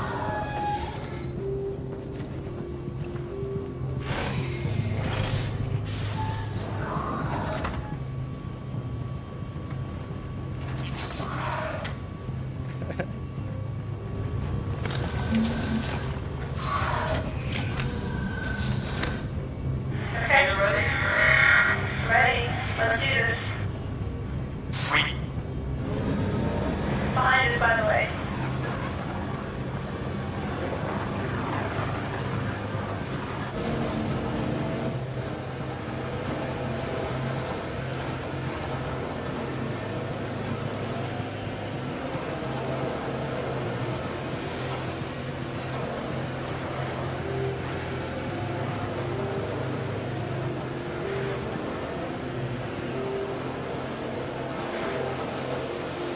Oh, watch out for the rock. You know what? Next time, I'm driving.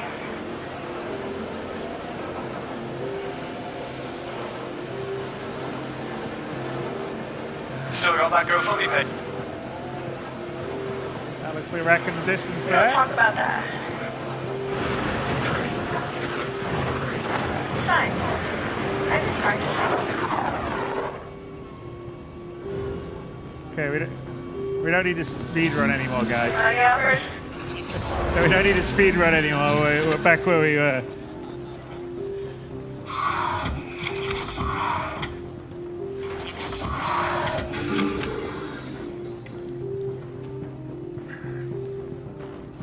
Let's look out there. Did you turn off the rover? Well, the lights went off.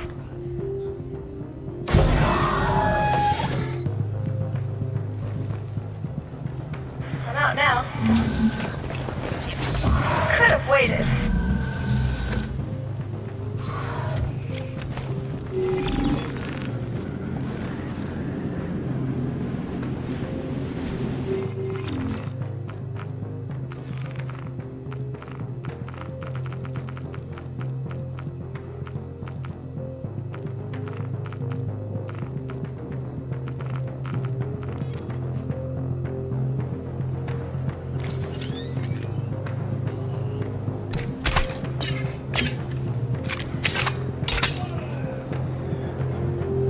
All right, I'm ready.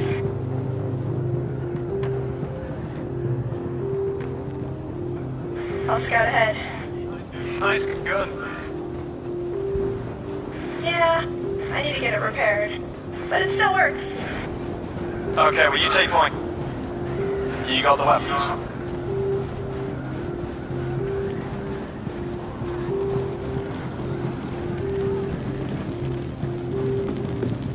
Alright, I'm checking this left side first. What a mess. This looks recent.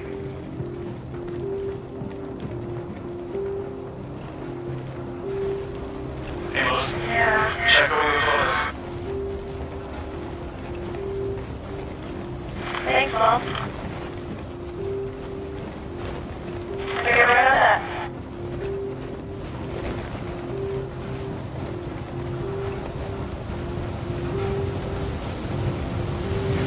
Find it yet?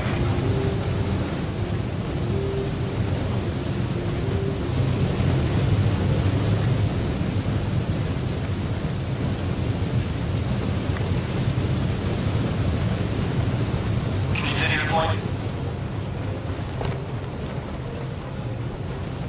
Got some stairs here.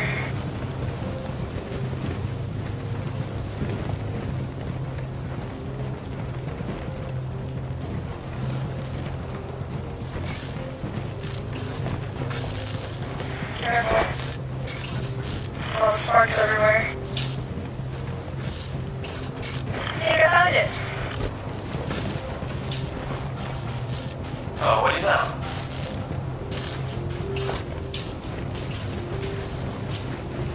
Sorry.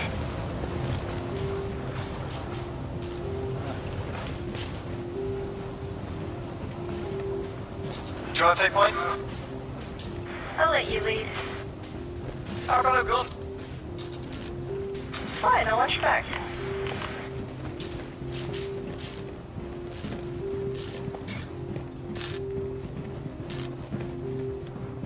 If I get shot in the back. It'll be an accident.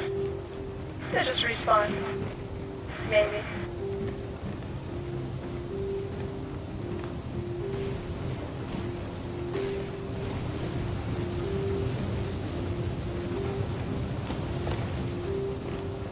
I think I actually lost you.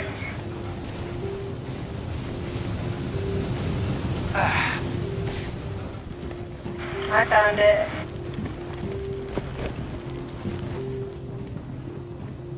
Alright, John, we got what we came for. Awesome. Nice and quiet out here. Alright. Get in the river. You go first. I'm driving this time. Yeah.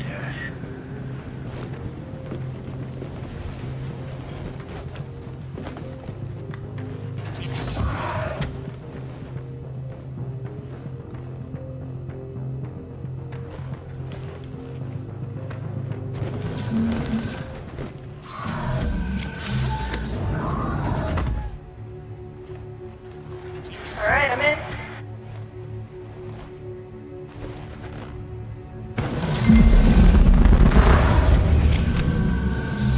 Don't forget to close the door. It's closed. Thanks. You're very welcome. Call John. Just let him know we're on our way. Alright, John.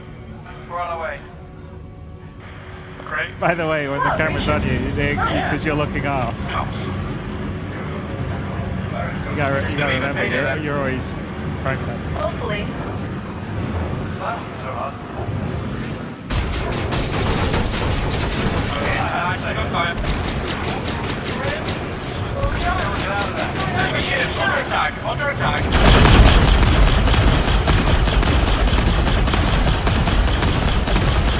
Taking damage. Hey, John, can you try taking up a little bit? We love to dash.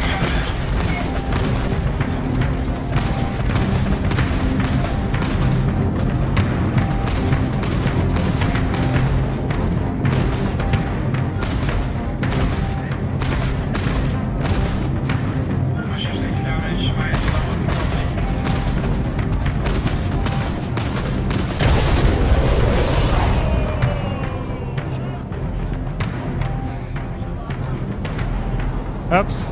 Alright, well, guess they lost their ride.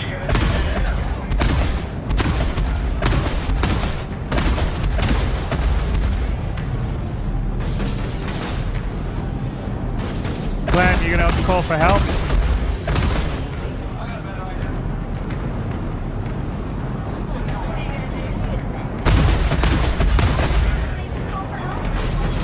Well, I don't think I'd be on the Buccaneer because it's completely black inside.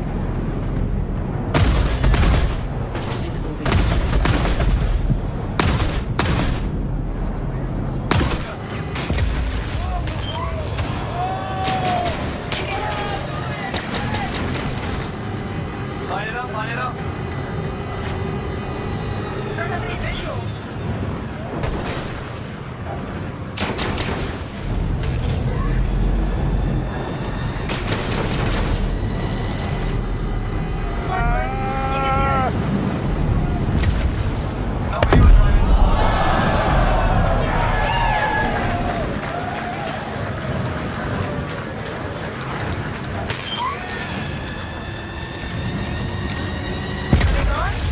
Have we called for help? That's a no. Sayonara, sucker. Good direct bound. Did you get them all, Glenn? Hey guys, I think it's time to call for some help.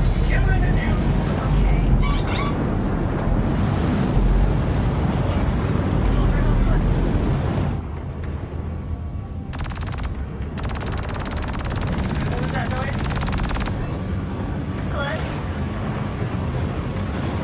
Hello there! Having a slight case of bad luck. We need help. Let's weekly.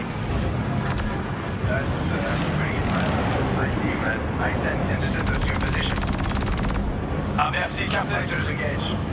Yeah, we're coming for you, man. Don't worry about it. Okay.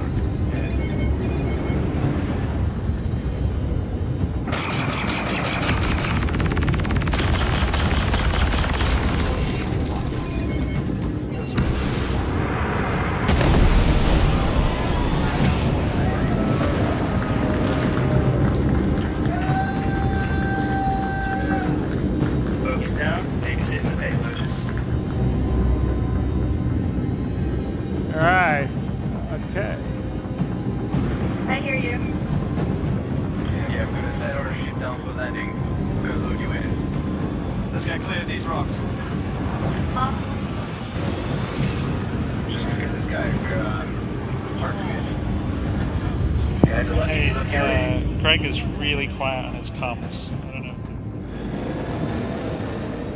Looks like we took some damage.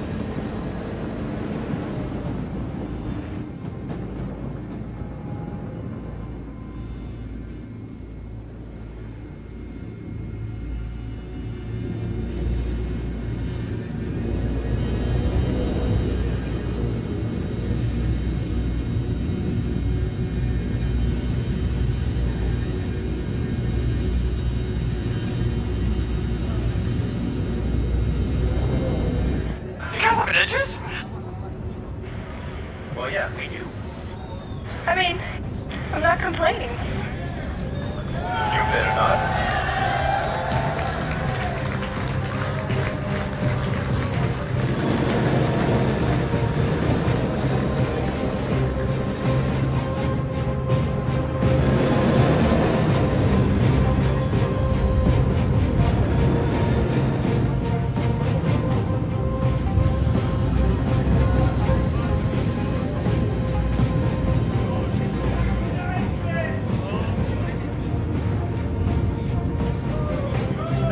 No, these are gladiators from the Idris, by the way. So, in order to shoot you.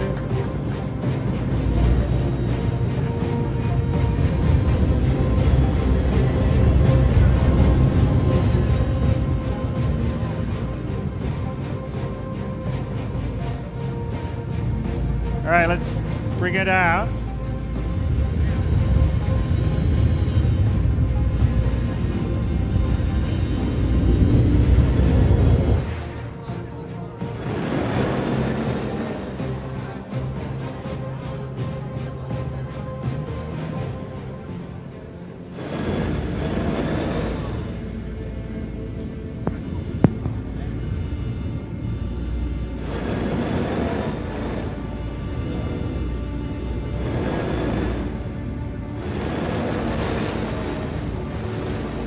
That's a huge ship.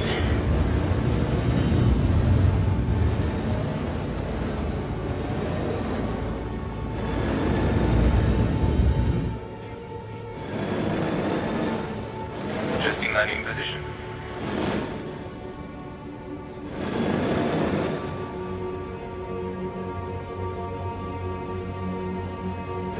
Hey, Melissa. What? Let me out. I want to get up to that thing. Go on then. Just close the door on your way out.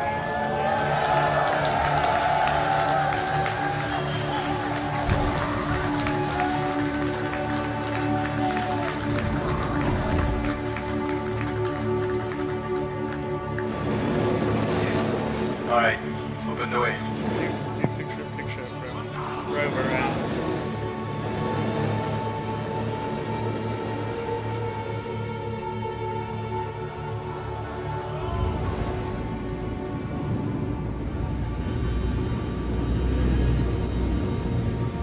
So as you can see, the Idris is pretty large. Adjusting position. Good, but So not it's that the good. first working capital ship that we've got in the game. I'm disappointed. I hate sand.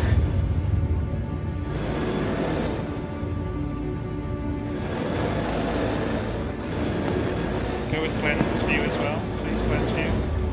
Alright. Never done this before. Let's see how it goes.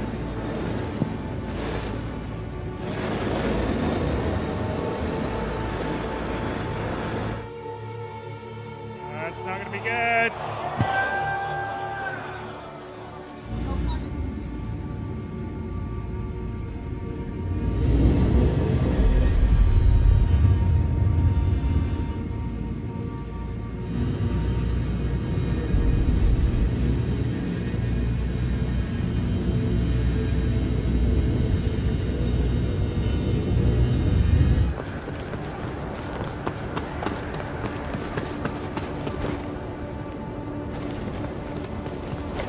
Third time's the charm. Alright, let me line this up again.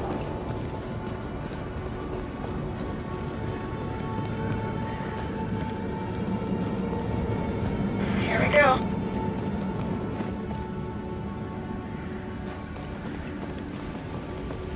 Almost. So much sand. Here we go. No!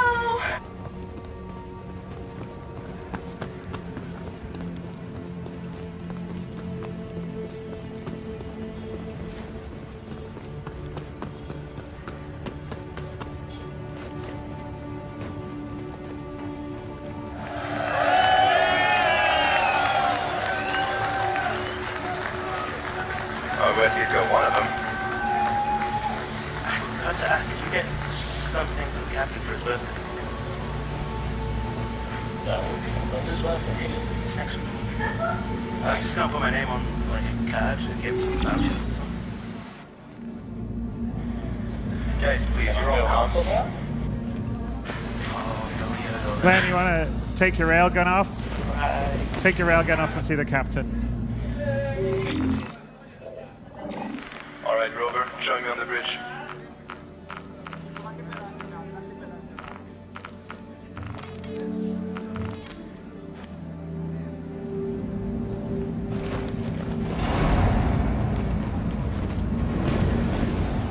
Closing back door.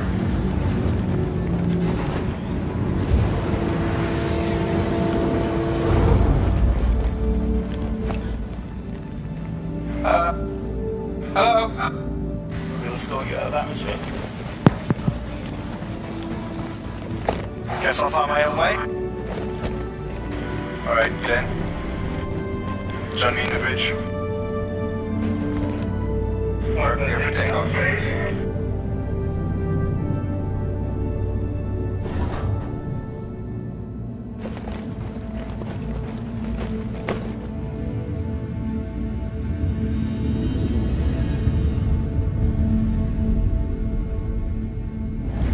Get us out of Daymar. Proximity alert. Head.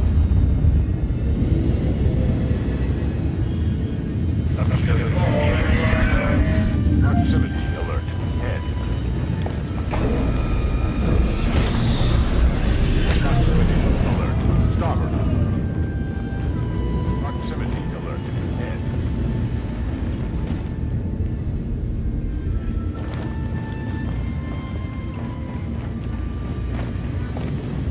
Proximity alert. Head.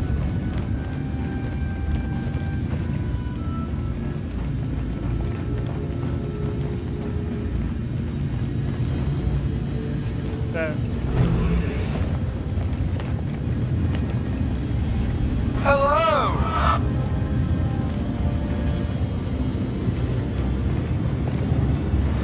Proximity alert.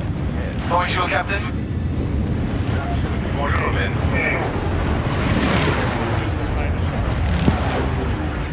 Thanks for saving us out there. It was my pleasure. I just wish Melissa and John were here to see them.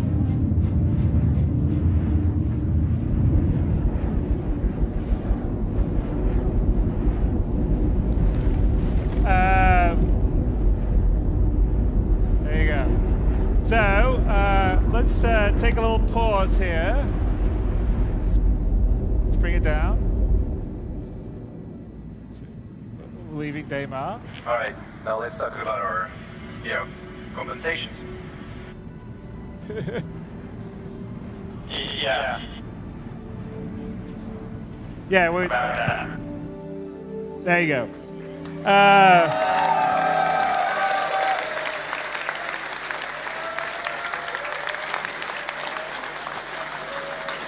Thing from our QA PTU and the. No. The. Reacts exactly as we expect it to. So this is never meant to be a replacement for facial animation, but rather something for the players to be able to run and to drive an actor in real time, or a character rather in real time. So to explain how this all kind of works is that we've got a bunch of outputs that happen from the Live SDK technology, and then through a layer called motion logic, we map all of that to inputs of our runtime rig. And since every character within Star Citizen has its own unique runtime rig created dynamically, they will always react appropriately to whatever the inputs are. So it won't exactly be my blinks, it'll be Liam Cunningham's blinks. This is the first one off the production line. Now there are many specs about this device that are going to give you the best possible experience for facial tracking. First, the image sensor runs at 60 frames per second. Now while that's important, is the way in which our technology works. From one video frame to the next, we basically can create an animated result. Meaning what we see in that first video frame, we're going to analyze the expression on your face, and by the next video frame we have that animated result. So the faster that frame rate is running, the faster you're going to be able to keep up and get that performance. Of coming for free because we are already tracking the facial position, so we can extrapolate from that what the head position is. So as you can see, the collaboration between Faceware and Cloud Imperium Games.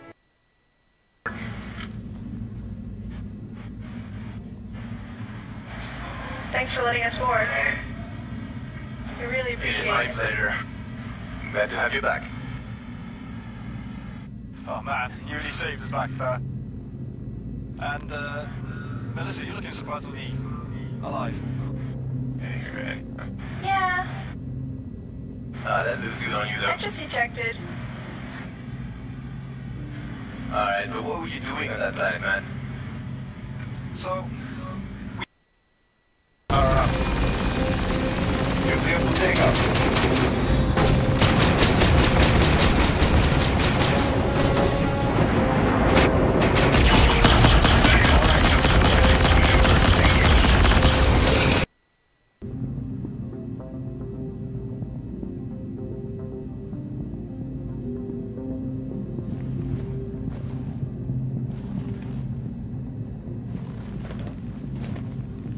Make it so.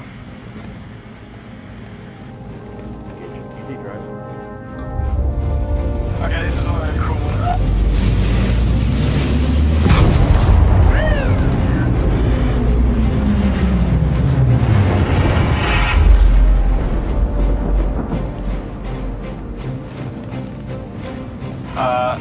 Friends of yours? Guess we'll find out. Attention! Enemy Idris Captain. So far today, you've destroyed 2 of my ships, killed 2 of my men, and stole my black box. So, I'm gonna give you exactly 1 chance.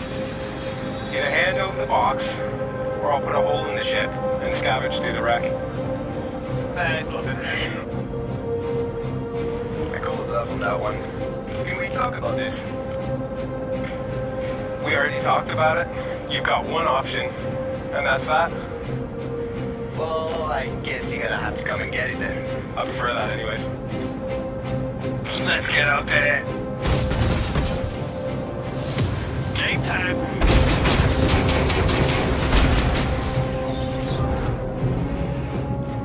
Alright, guys, get the fire, please, and mind the turrets. Heading down.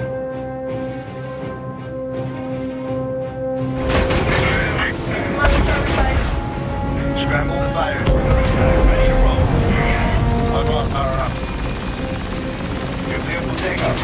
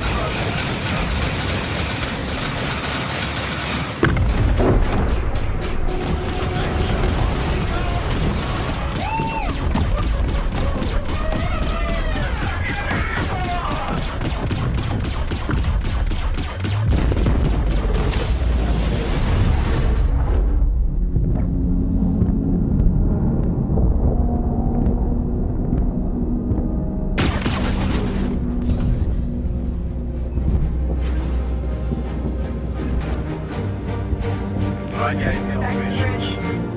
Interceptor status report. Riptide, all green. Still alive and kicking through here, boys. Stand by for landing.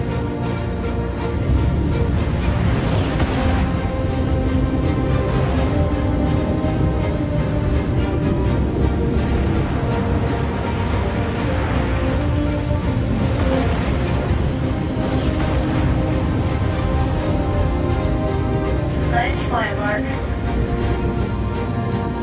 You too, Martha. What? I wasn't flying.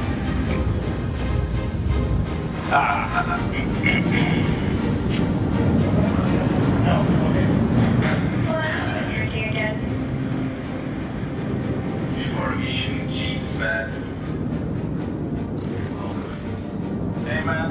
I haven't fired a turkey in years. That was fun. Yeah, it was good fighting.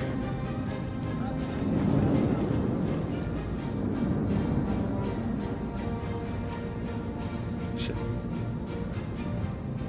So I guess we made some new friends. And enemies. Mostly I've come after that books for sure. Nice people back there.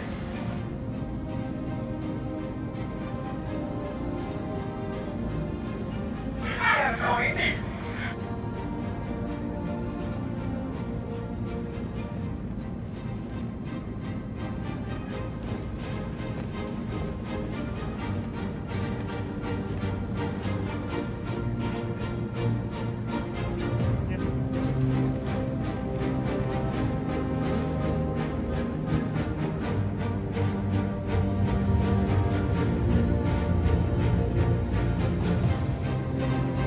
Right.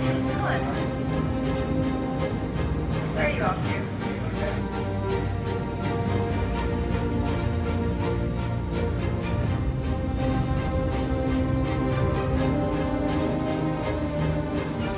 Right, it's a high degree of difficulty. We'll see. Ooh.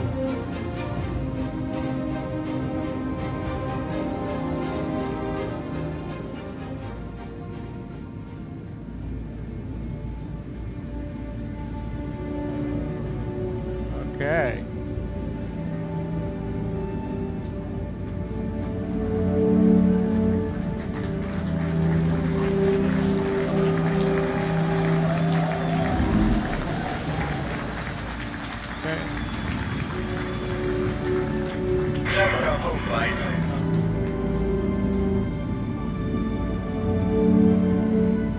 Stereo. Switch to. Just exit the ship.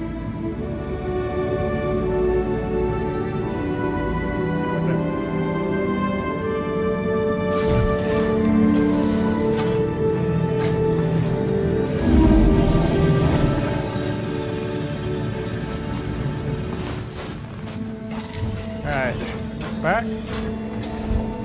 There you go. There we go. All right, we brought him home. Okay. We can. Okay, we can. Finish, Paul. Fake the. There we go.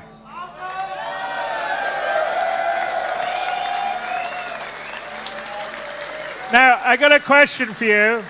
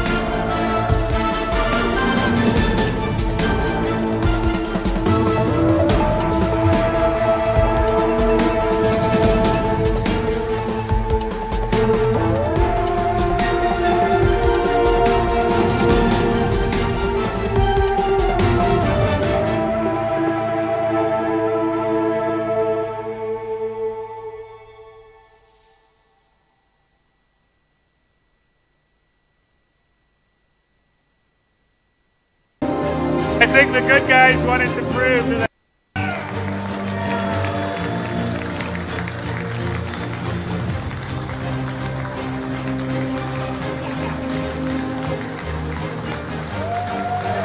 Good, bow, John, bow.